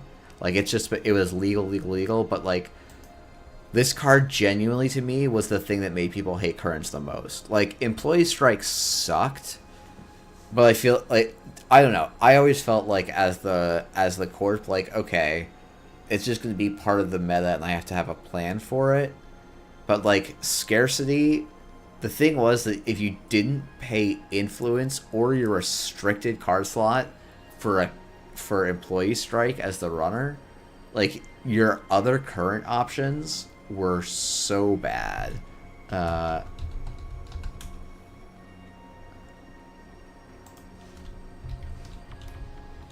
You dropped turn 1 scarcity versus Aksu on Big Max, and it was his first time playing against the card. Oof. And then we want, what is it, D for the runner? Yeah, we do. Okay, I'm going to pop this out to another thing. Yeah, because it's like, okay. The power level of runner currents was basically, you had employee strike, corp loses their ID ability, very good. Hacktivist meeting, whenever, as additional cost as non-ice cards, the corp must randomly trash a card from HQ. This was actually pretty solid. And Rumor Mill, so good it got banned, like, and restricted, and like, you could not play this most of the time. The rest of these cards, I think the only other two that had any actual text on them was Corporate Grant, which came out pretty late. It also doesn't work that well in Crim. Like, it kind of worked, but it mostly only worked because Crim got pad tap. And then Interdiction, which, like, Shapers would play to just say, no, you don't get any, no bullshit for you. There was some fun Interdiction Councilman puzzles for, like, how you had to combo, what was your line to combo through an Interdiction and a Councilman as cerebral imaging. But that was a whole different thing. But yeah, I don't know. This is so yeah, currents being a big thing in the World's Goat format makes some sense. I should probably, okay. Oh, I was literally just about to say, if no one else joins, I'll just do some World Replay reviews. But I think actually what we'll do is, after this game, I'm going to get myself a little bit of dessert, and then we're going to do some Worlds Replay reviews of matches that I remember people saying sounded good, and we'll just kind of walk through them because I think they'd be fun, and I don't know exactly what the time is going to look like for me on doing those for real. I keep seeing Nuvem players not trashing the top card of R&D, and it makes me extremely confused. I can't know what's going on. Or it just doesn't make that much sense to me. Okay, we're just going to Docklands, run HQ, come out neutral on this. Valentau, steal a city works. Yep. So, could be that the top of the deck was a punitive, and we're actually dead here. I don't think that's very likely, but you never know. Stealing the city works is pretty good. I think we just bravado huck it at HQ again. Because we've already diffused a little bit of their game plan here. They might be using Nuvem to throw things in archives. Okay. This is certainly a strategy. I think I'm going to go Bravado R&D. We'll let Unbroken Subroutines fire here. We'll install Chesvy. Then we'll buy a bands, run HQ. Reach the server. We're going to install a card from the grip, paying one less. Yep, Valentau in hand is fine at this point.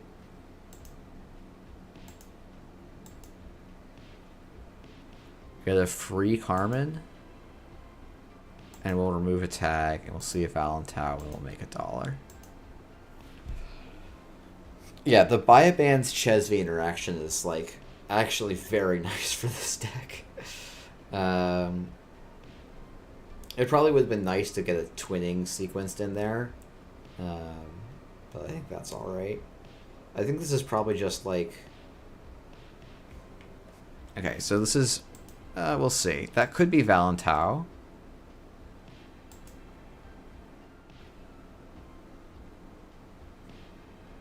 If that is Valentau, how much do I care about this being a Rashida?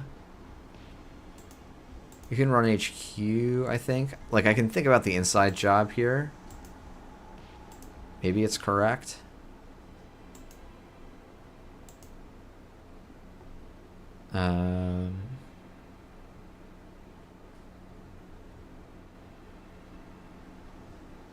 I think that's most likely a Rashida, and I actually don't mind the Rashida here. Because a 3-2 I also don't think I mind too much. Oh, I was supposed to use the Chesvy to pump the Carmen there. Oh no, I didn't have the twinning down. What am I talking about? What am I even saying? Okay, so Valentau on server 2. So it will end the run. I would lose to. Okay. So I think I can just Bravado server 2 here, because I don't actually lose anything to this.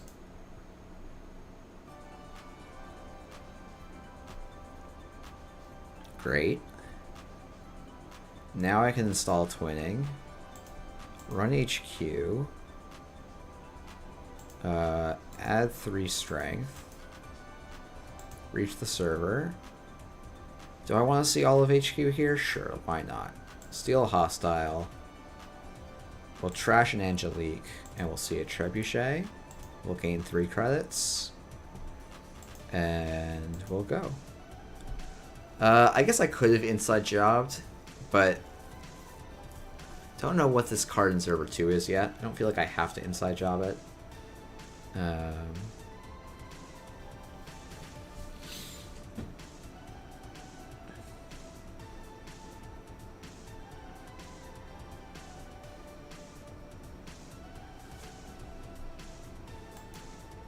I'm kind of curious what this HQ ice is going to be.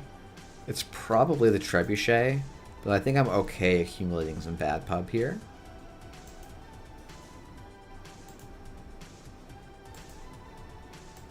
Yeah, this is 2 credits. That seems okay for me. Yeah, this is a deck that's trying to be outfit, I think. That's just playing it out of the wrong ID.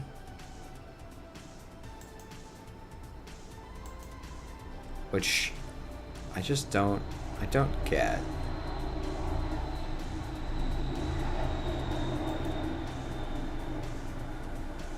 I wanted both of those cards. I really did.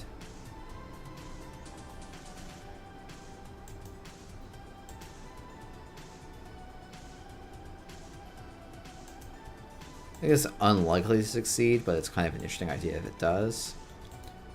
Okay, so we lost a Spin Doctor, a Data Loop. Okay, yeah, so we're definitely on a punitive kill plan here.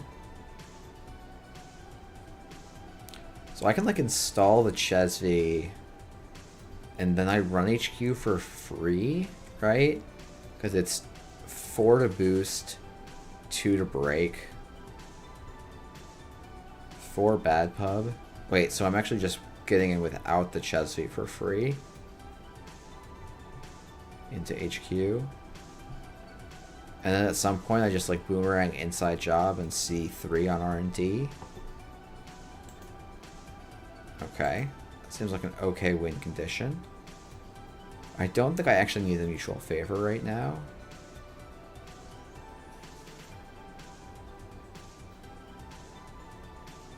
Do I? Am I getting the Kurapira here? I don't think so.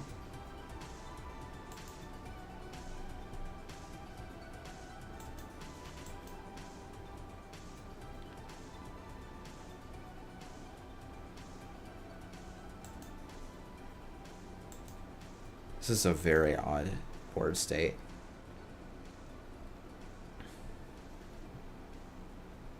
Oh, I guess I gave them a subliminal trigger that I shouldn't have, and that could have charged the twinning as I did so, just by running archives.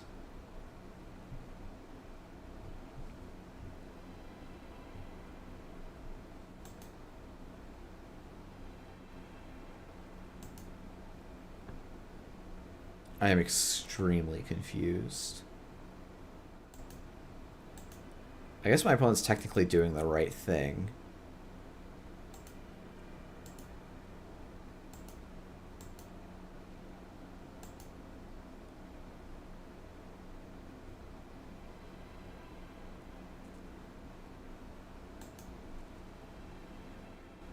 This is gonna be credit, credit, credit. Let's get rid of Bones. The Earthrise, I think.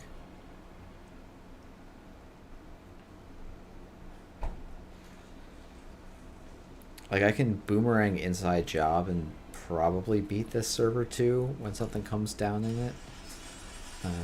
Not guaranteed.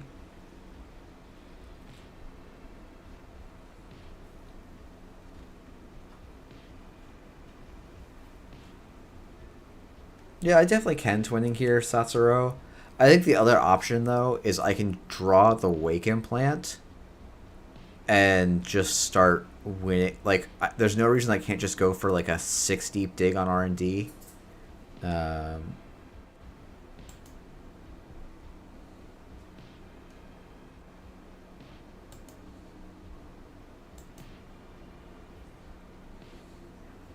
Okay, so Shibboleth to beat the Boomerang seems tough. So we're gonna go Boomerang here, inside job, server 2. So this might be an SDS. Actually, presumably it kind of has to be an SDS.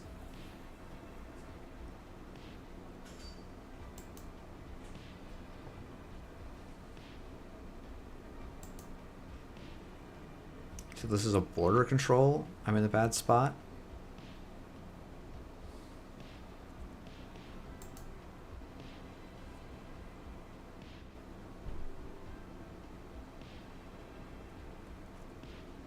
Okay, that's fine.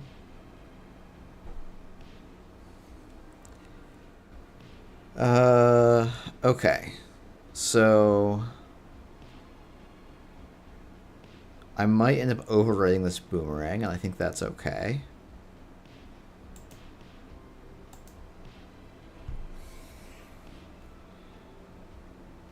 I think my line next turn is effectively gamble, boomerang the tree line inside job the remote, and then just pay through the Valentau. I think that's my best line.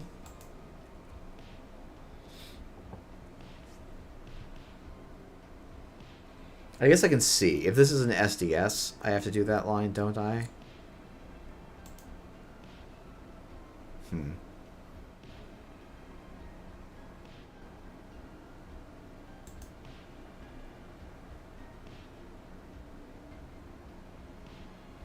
Actually, I might just have enough credits to tank the Valentau now if I just do this. So let's just make sure that is an SDS.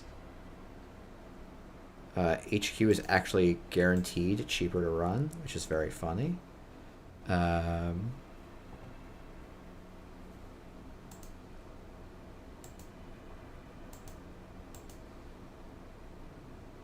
this could be a biovault.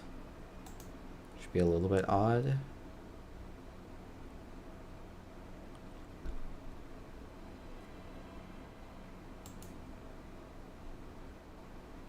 Okay, so it's a Basalt Spire. Oh, this is a... Wait, did I access this card? So I should gain 1 here. Funky. That's a funky one. Okay, so I overwrite the boomerang on the tree line. Emu and...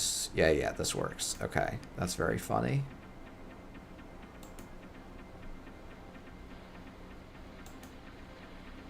Okay.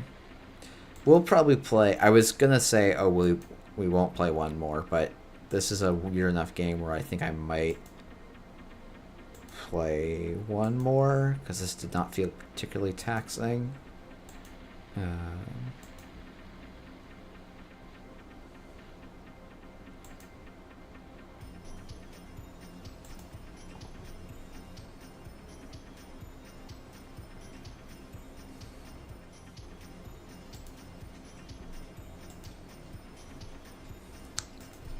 GG.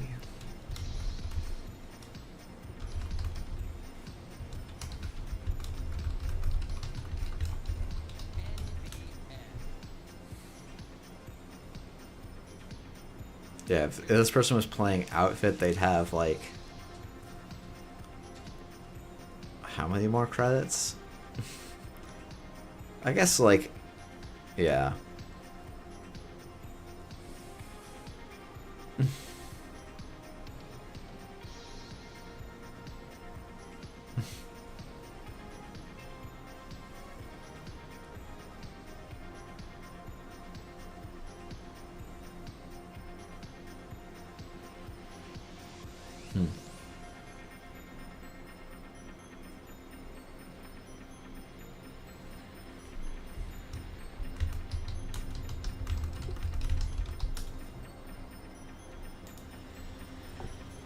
Okay, I'd like to try and get one thinky-ish game in with this Saya so I can look like a fool.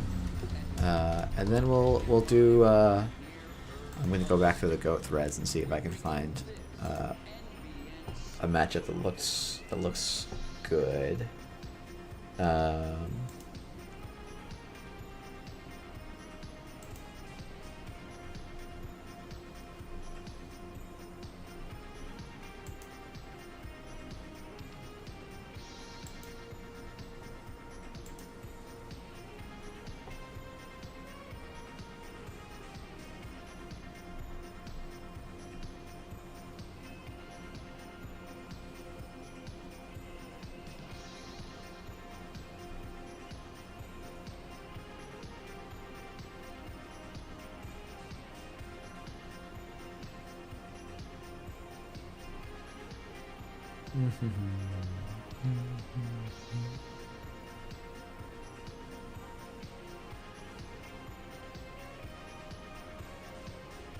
I think Nuvum's like a reasonable ID. It's not super strong.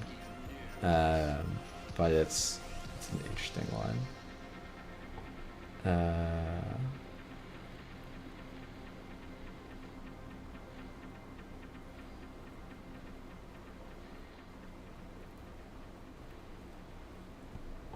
Hey, beneficial.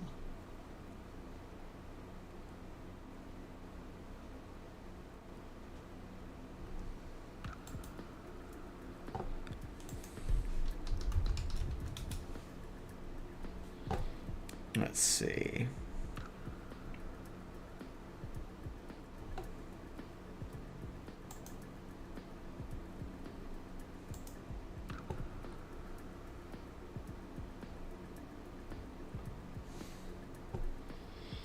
If I want to keep this hand, this is probably a keepable hand.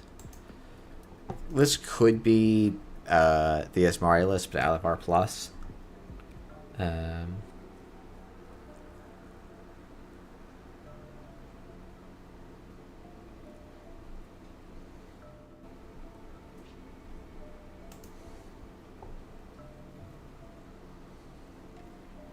We'll have to see.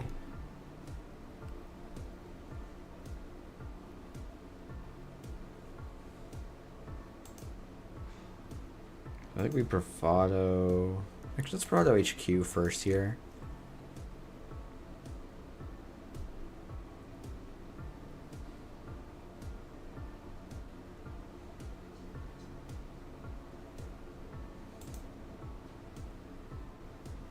Get some info.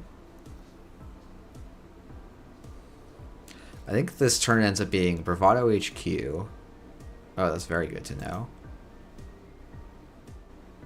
Yeah, we'll gain one here. Then Bioban's R&D.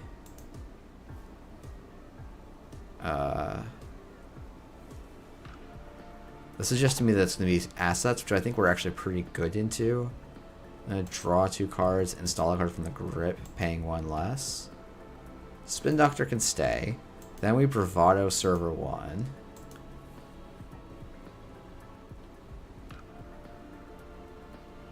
Ooh, that's gonna hurt. I don't think we die on 2 credits though.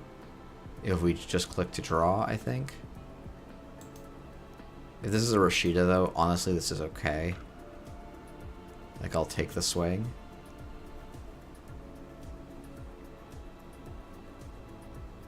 Yep. Okay, so I'm gonna draw just so we don't lose to end of the line randomly. I've gotten beaten by that a little bit too much to be super happy. But we have the Paladin now as well, so we're in a very, very nice spot. The Thinking HQ makes me think they're beneficial. Pondering on HQ makes me think there could have been an agenda in HQ that we missed. And maybe we should have gone for it, but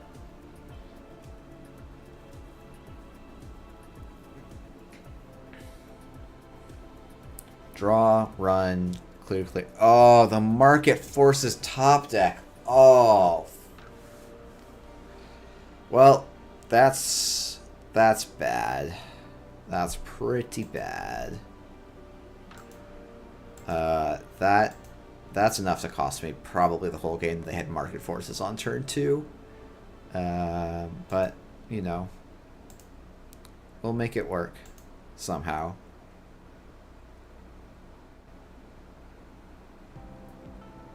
Part of me is like, if they have Oppo, I don't actually want to bother clearing the tags yet, because I can maybe play this entire matchup tag me.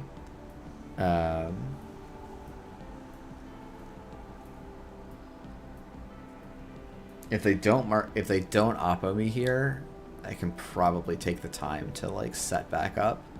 Now that they're down an Ares and a Market Forces.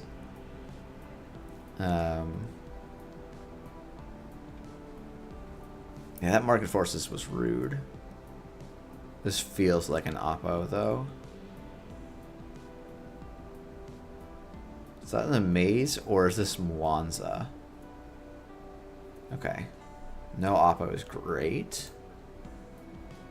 So I think this is draw, remove 2 tags, install a Paladin.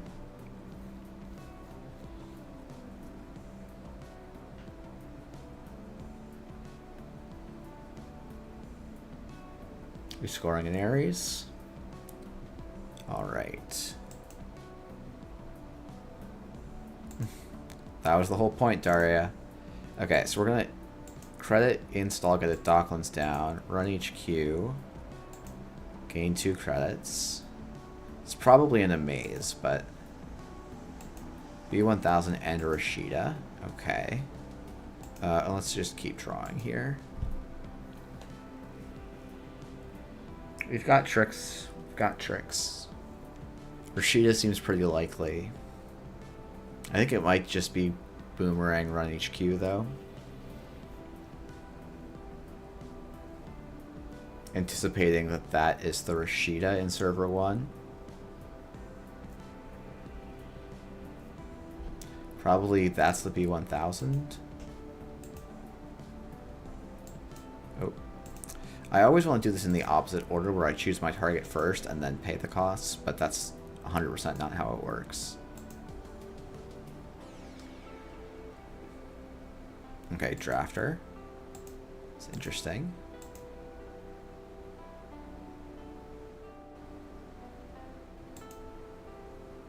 Let's see, 2. There's no Bologna here, so that's good. Yeah, this is not a kill list for sure. Ooh, free of information. Thank you. Don't mind if I do. I'll get that Rashida, please. I genuinely think it's probably worth it. We will remove the tag and click for a credit. Yeah, Bologna got banned. It got banned in the last ban list. It's like a big change to the format, obviously. It makes these R+ decks a lot less worrisome, honestly.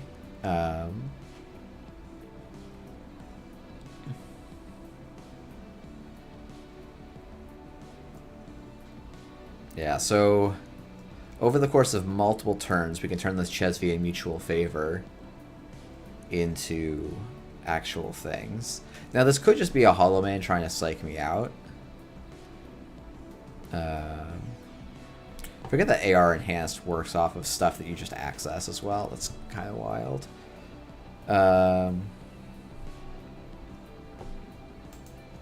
Okay. Draw.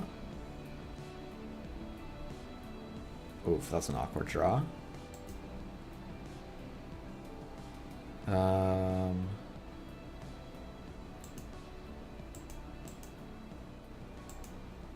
We're just going to play it a little bit slow for right now, I think. Because I don't... I mean, if they have... Ooh, spicy. Rashida out in the open. Reminds me of an Asa deck. Okay. So... I had a very gas first turn, and then really stumbled when hitting a Starlight into Market Forces. I don't think I have to feel that bad about it. I would be surprised if the Market Forces was a 2 of, and even if it was, they found it in 8 cards or so, which is just like sometimes them's the breaks. This might be the single on R&D and find out what this is here. This is another AR. I'm pretty happy. Okay, we'll bounce this upgrade. I don't really feel like I need to deal with that upgrade.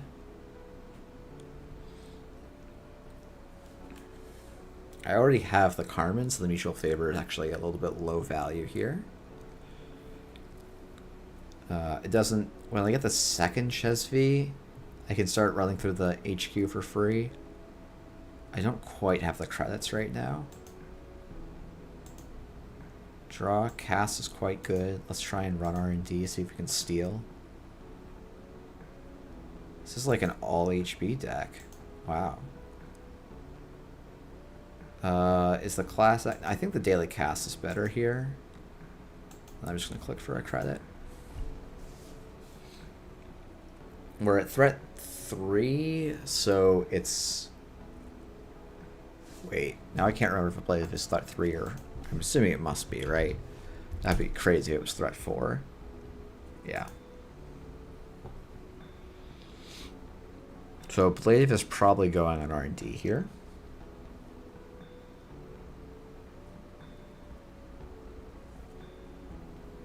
Yeah, this is just like, what if we played purple cards but in yellow?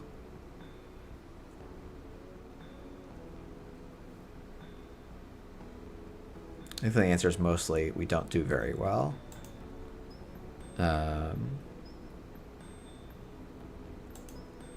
Let's just check server 4.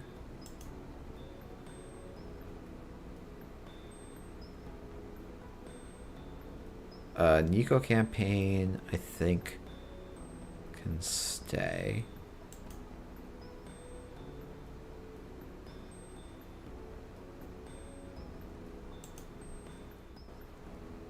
Credit. Do I want a class act or do I want to Earthrise here? I think my credit total is like the paying one less is probably worth it here. I don't really want to take the tag or trash. It turns on Oppo. Yeah, Ablative is good with B1001. That's certainly true. I think like next time a card goes in server 1, I just inside job basically. And if they have another ice, like, so be it, I guess, but...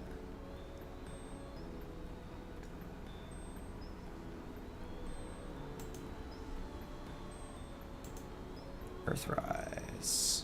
Ooh. So Biobands is actually a free install of the daily casts.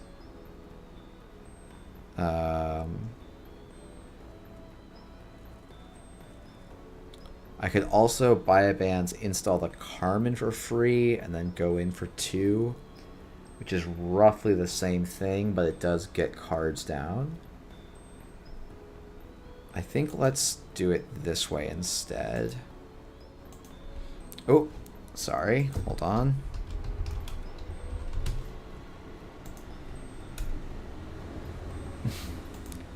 Server 1, not server 2.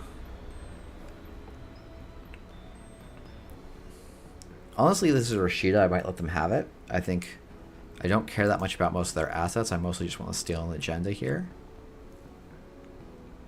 Sick rips.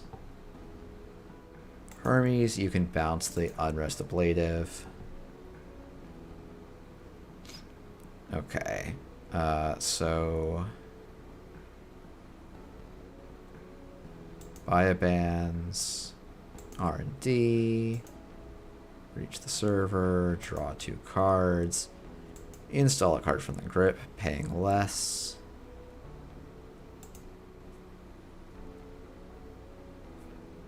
Let's use the Chesty credits. I think they're the less valuable credits.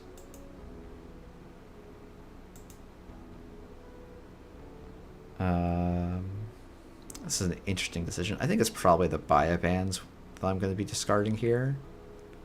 Or is it the Bravado? How am I triggering Bravado? Oh no, I'm triggering Bravado a bunch of ways next turn. I could also just go to 0, installing the Carmen. That's actually okay. Even if I get big oppoed here. I've already forgotten what the top card of R&D was, though. That's not good.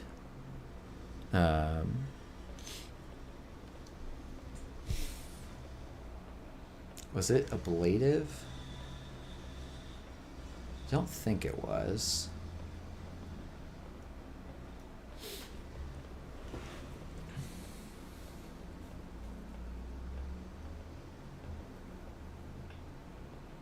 Big Oppo. Big Oppo. There's Big Oppo. I kind of want to let my opponent clear my tags for me, though. Honestly. Earthrise Hotel. Right? It's like, I can just let them clear my tags by running server 1 a couple times here.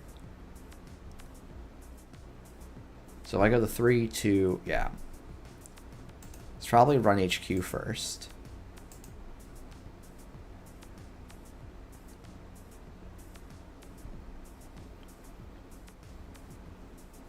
Now, if they're very on top of their game,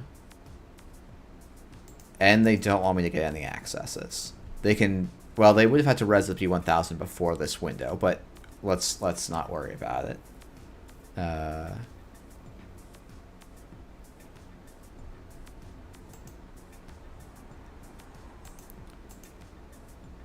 Okay. Do I need to trash the Nico campaign? Is that what you're saying, Augustus?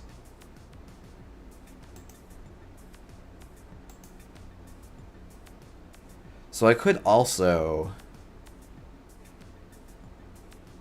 buy a band server 2 here.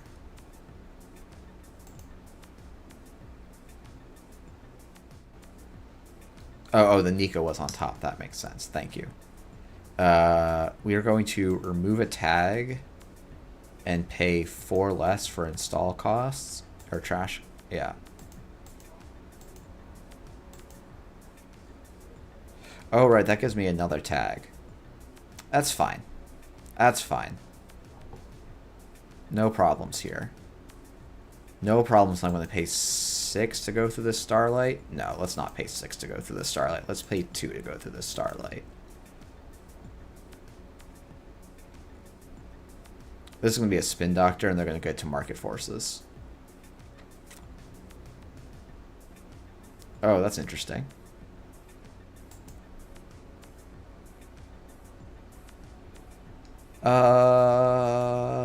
Yeah, this can end the run. Okay, well, this wasn't the spin doctor. They're going to hit it now off the top of R&D.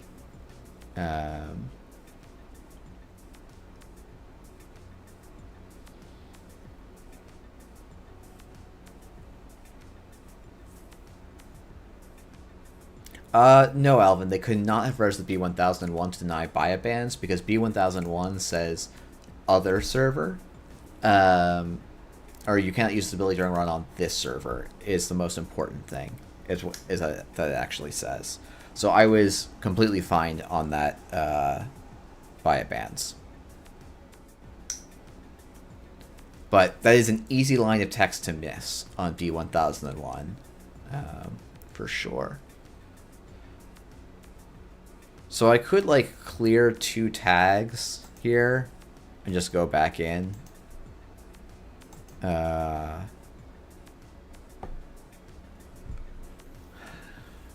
Or, so I could go boomerang. If that's an ablative, I lose to the boomerang line. But I find out relatively quickly, I guess.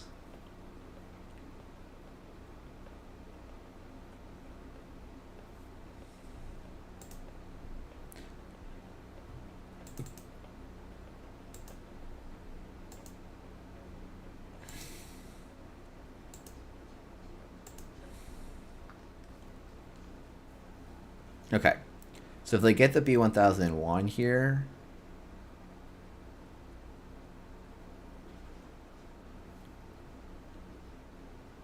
yeah. So the question is, do I go and run the B1001, trash it, and then go back here? So I would need 5, 10, 13 credits.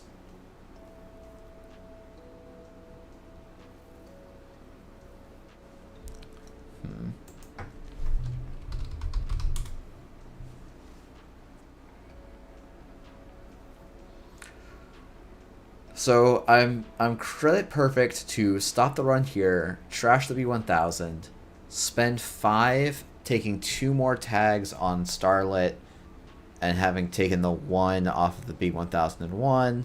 And if this isn't an agenda, I think I just lose. Because I will be on $0. I think it makes more sense for me to pop the boomerang, spend 6 on a starlet, and then let Beneficial go and remove the tag for me. I guess it's a very expensive way to remove a tag, but I think it's not like completely unreasonable way to remove a tag.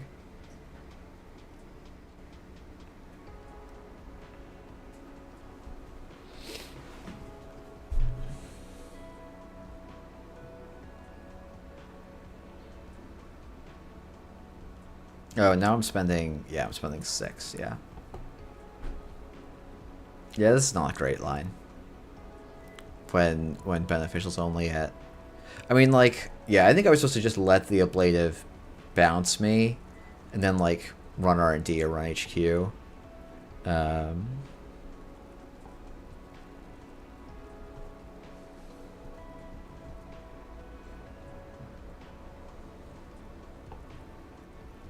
Yeah, I think that was the correct line here.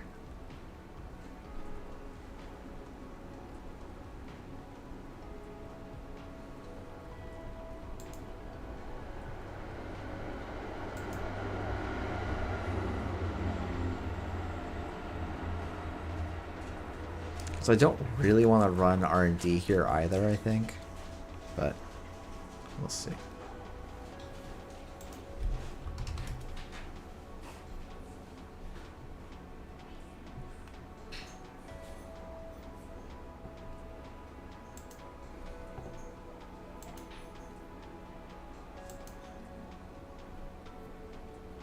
Hopefully Beneficial's still there. A -1 credit from B1001 res is real. Apparently. Apparently this 1 credit cost is very, very real.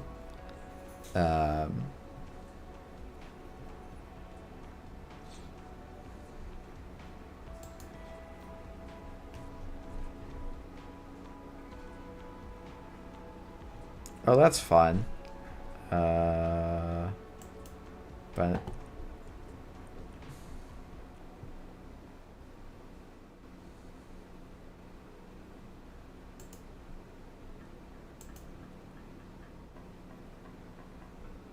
let's see.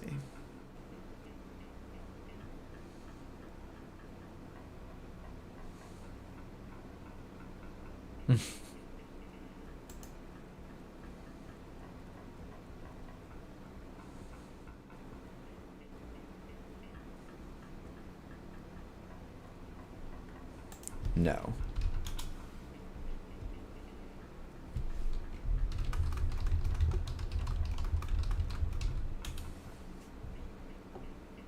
Okay.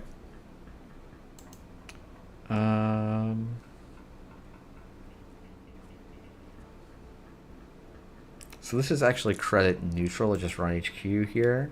Again, my opponent can clear a tag, but that's effectively the same thing as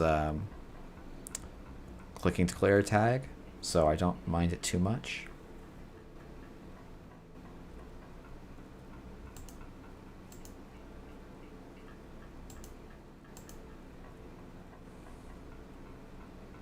Yeah, Starlight into Market Forces turn 1-2 was tough. No action on the Federal. No action on the spin. Draw. I think it's going to be install a Class Act.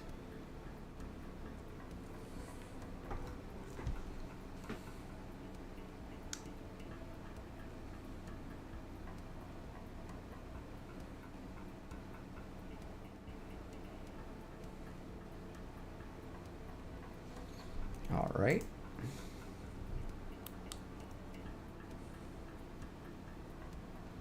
So I get to see 2 cards out of R&D here, which feels like decent odds of winning. Or like at least getting the lock. So I think it's install twinning, run HQ, C2, run R&D, see another 2. So it's going to be gamble, twinning, run. I guess the problem with putting the twinning down is I am on 3 tags, but opponent is also only on a single credit. And there's no card that I have to trash here. And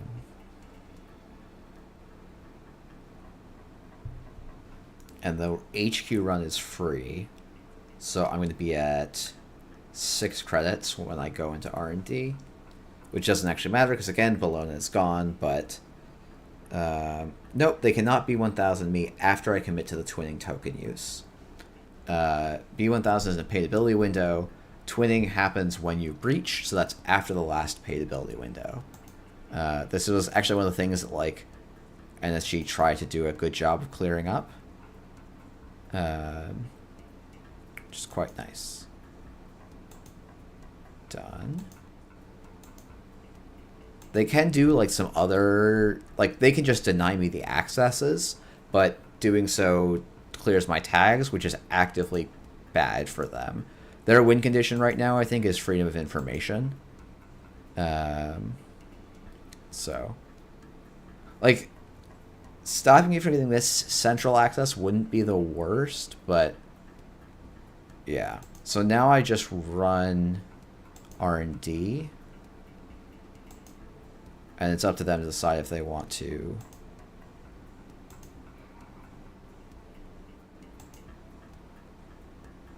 Okay, so it's 2 sands on top of the deck. That's good to know. They cannot score out freedom of information. They might have agendas in HQ based on how aggressively they boofed me out there.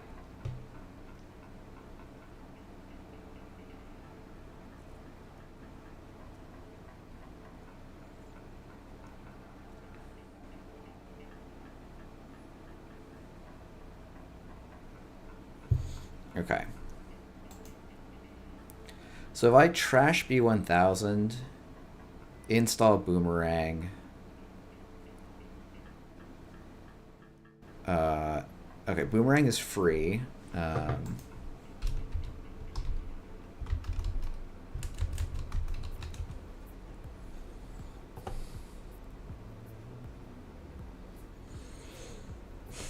So Boomerang is free. That breaks this. I need to spend 2 credits to break this, 3 credits to break this. That's 5, and I don't have the clicks I need.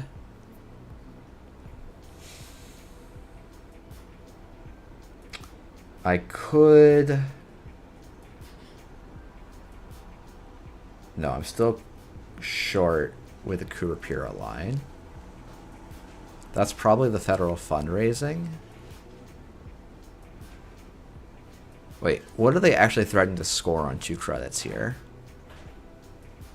I don't think they're threatening to score anything.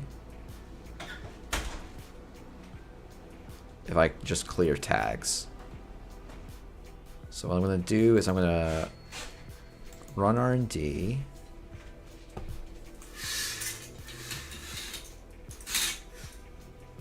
Oh, you're right. If server 6 is a Nico campaign, I could lose.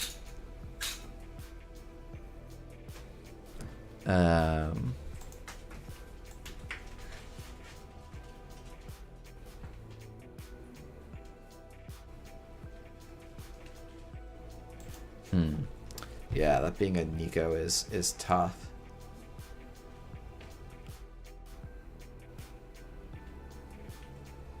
Yeah, that Manic Arm is quite annoying. I guess actually I can check if this is a Nico first, right?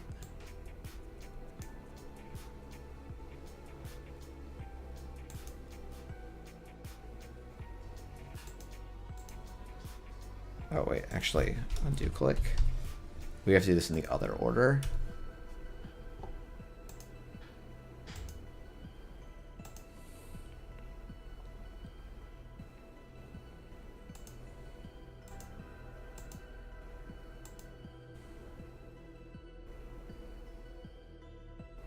I guess me taking tags. Oh, actually, it does just allow this to score, doesn't it?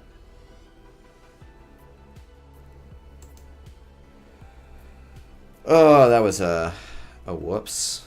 Okay, well, that's GG, I think. Yeah, that's silly of me. Yeah, it was the Nico campaign. So I just have to single off of R&D here, I think. And I know the top is a San.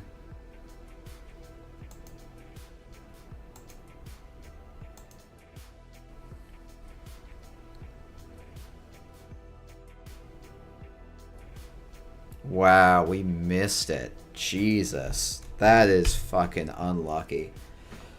Ugh. So what was my right line that last turn? I mean, I guess when opponent... I don't think I can go back into HQ last turn. The B1000 on the HQ play probably says... No, so does clearing tags work? Yeah, it does specifically because that's freedom of information. If that is instead tomorrow's headline, which it definitely could be, like I just lose to clearing tags because they res Nico campaign and score out.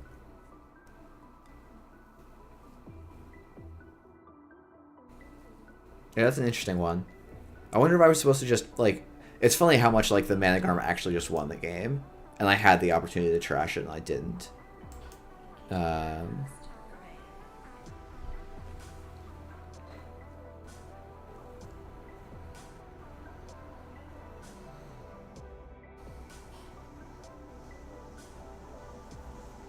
Does clearing tags let me contest the remote next turn?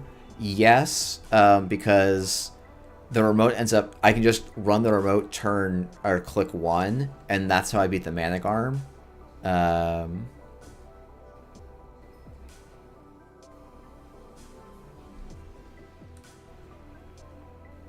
Yeah, like, basically... No, so that's right. You're right. It's like, when this ping was res to get the B1000, I'm supposed to bounce, trash the B1000. Yeah, like, this is where the actual mistake was.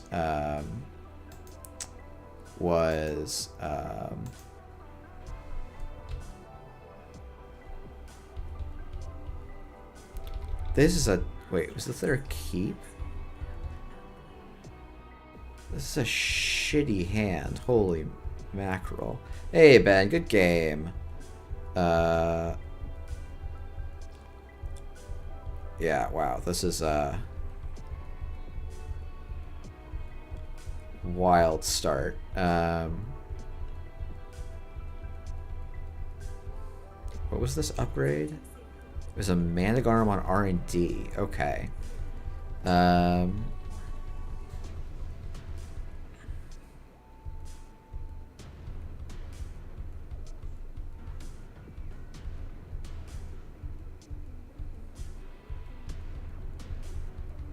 But yeah, the mistake was...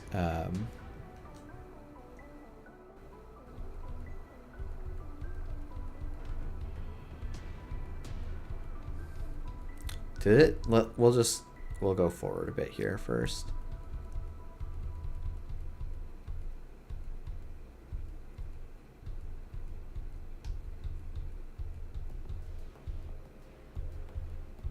Yeah, I think I almost wonder if I'm supposed to just clear all the tags here rather than try and keep playing the game.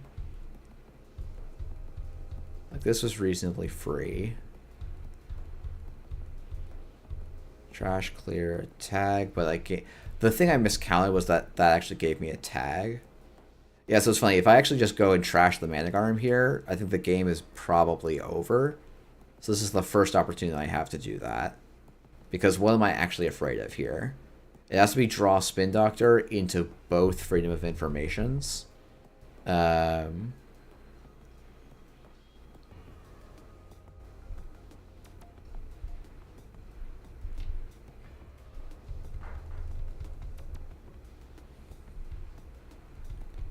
So I'm trying to think of where the point you're talking about Satsuro is. So like here? No, not quite.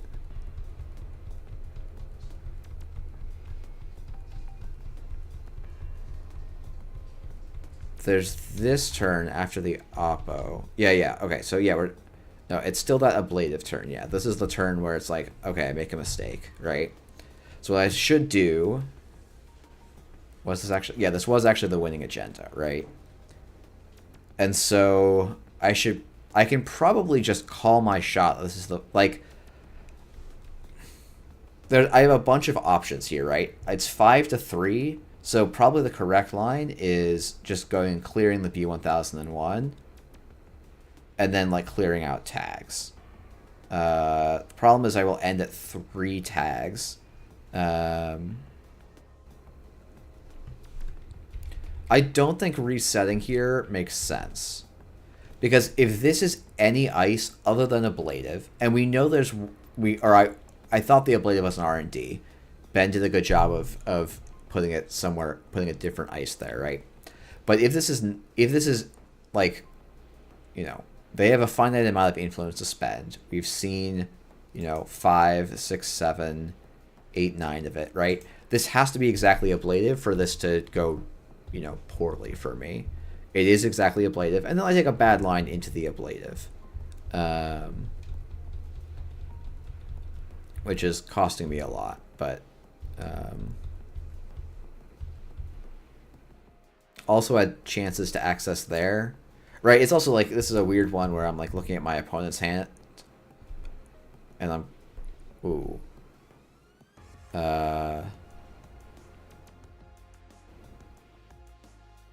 I would score the freedom here, but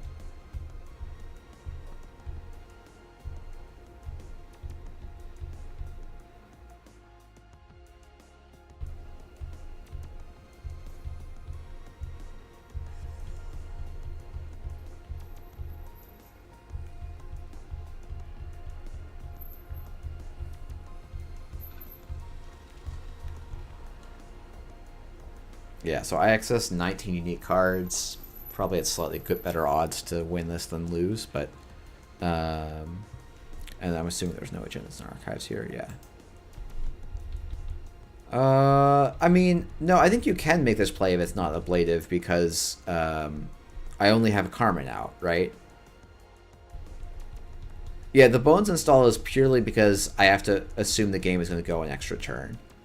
But yeah, the actual correct move is just here. I can just go and hold, like, it probably is worth it to go to 0 here. Because you, as the corp, don't know that I have exactly Boomerang in hand, which gets me through this whole thing. And it does just win the game, but...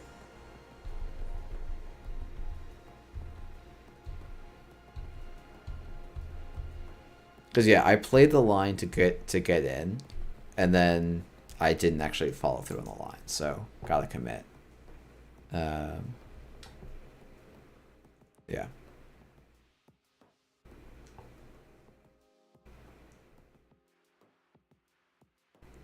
Yeah, I mean that's fair. Probably maybe just clearing the tags there is fine. So I'd be at 13, I'd go down to 5, and Corp would score going to 2. Yeah, that sounds reasonably good, and then I have a bounce. Yeah, that's maybe, you know, as I talk through it that way, yeah, that sounds probably a bit more correct. I don't think there was a turn earlier where it made sense to reset, but yeah, that was probably a turn where I should have, because I had plenty of cash. I could let 2 points go and then keep doing that, you know, keep pushing forward. It was like, oh, my hand was very good to continue to apply pressure, so I wanted to try and keep pushing that tempo, but that was just wrong. So yeah, this is why I can't play runner, apparently. But yeah, tune in next week for some post-Nats sadness. And we'll try and keep improving on runner. Thanks everyone for tuning in, and see y'all then. Have a good night.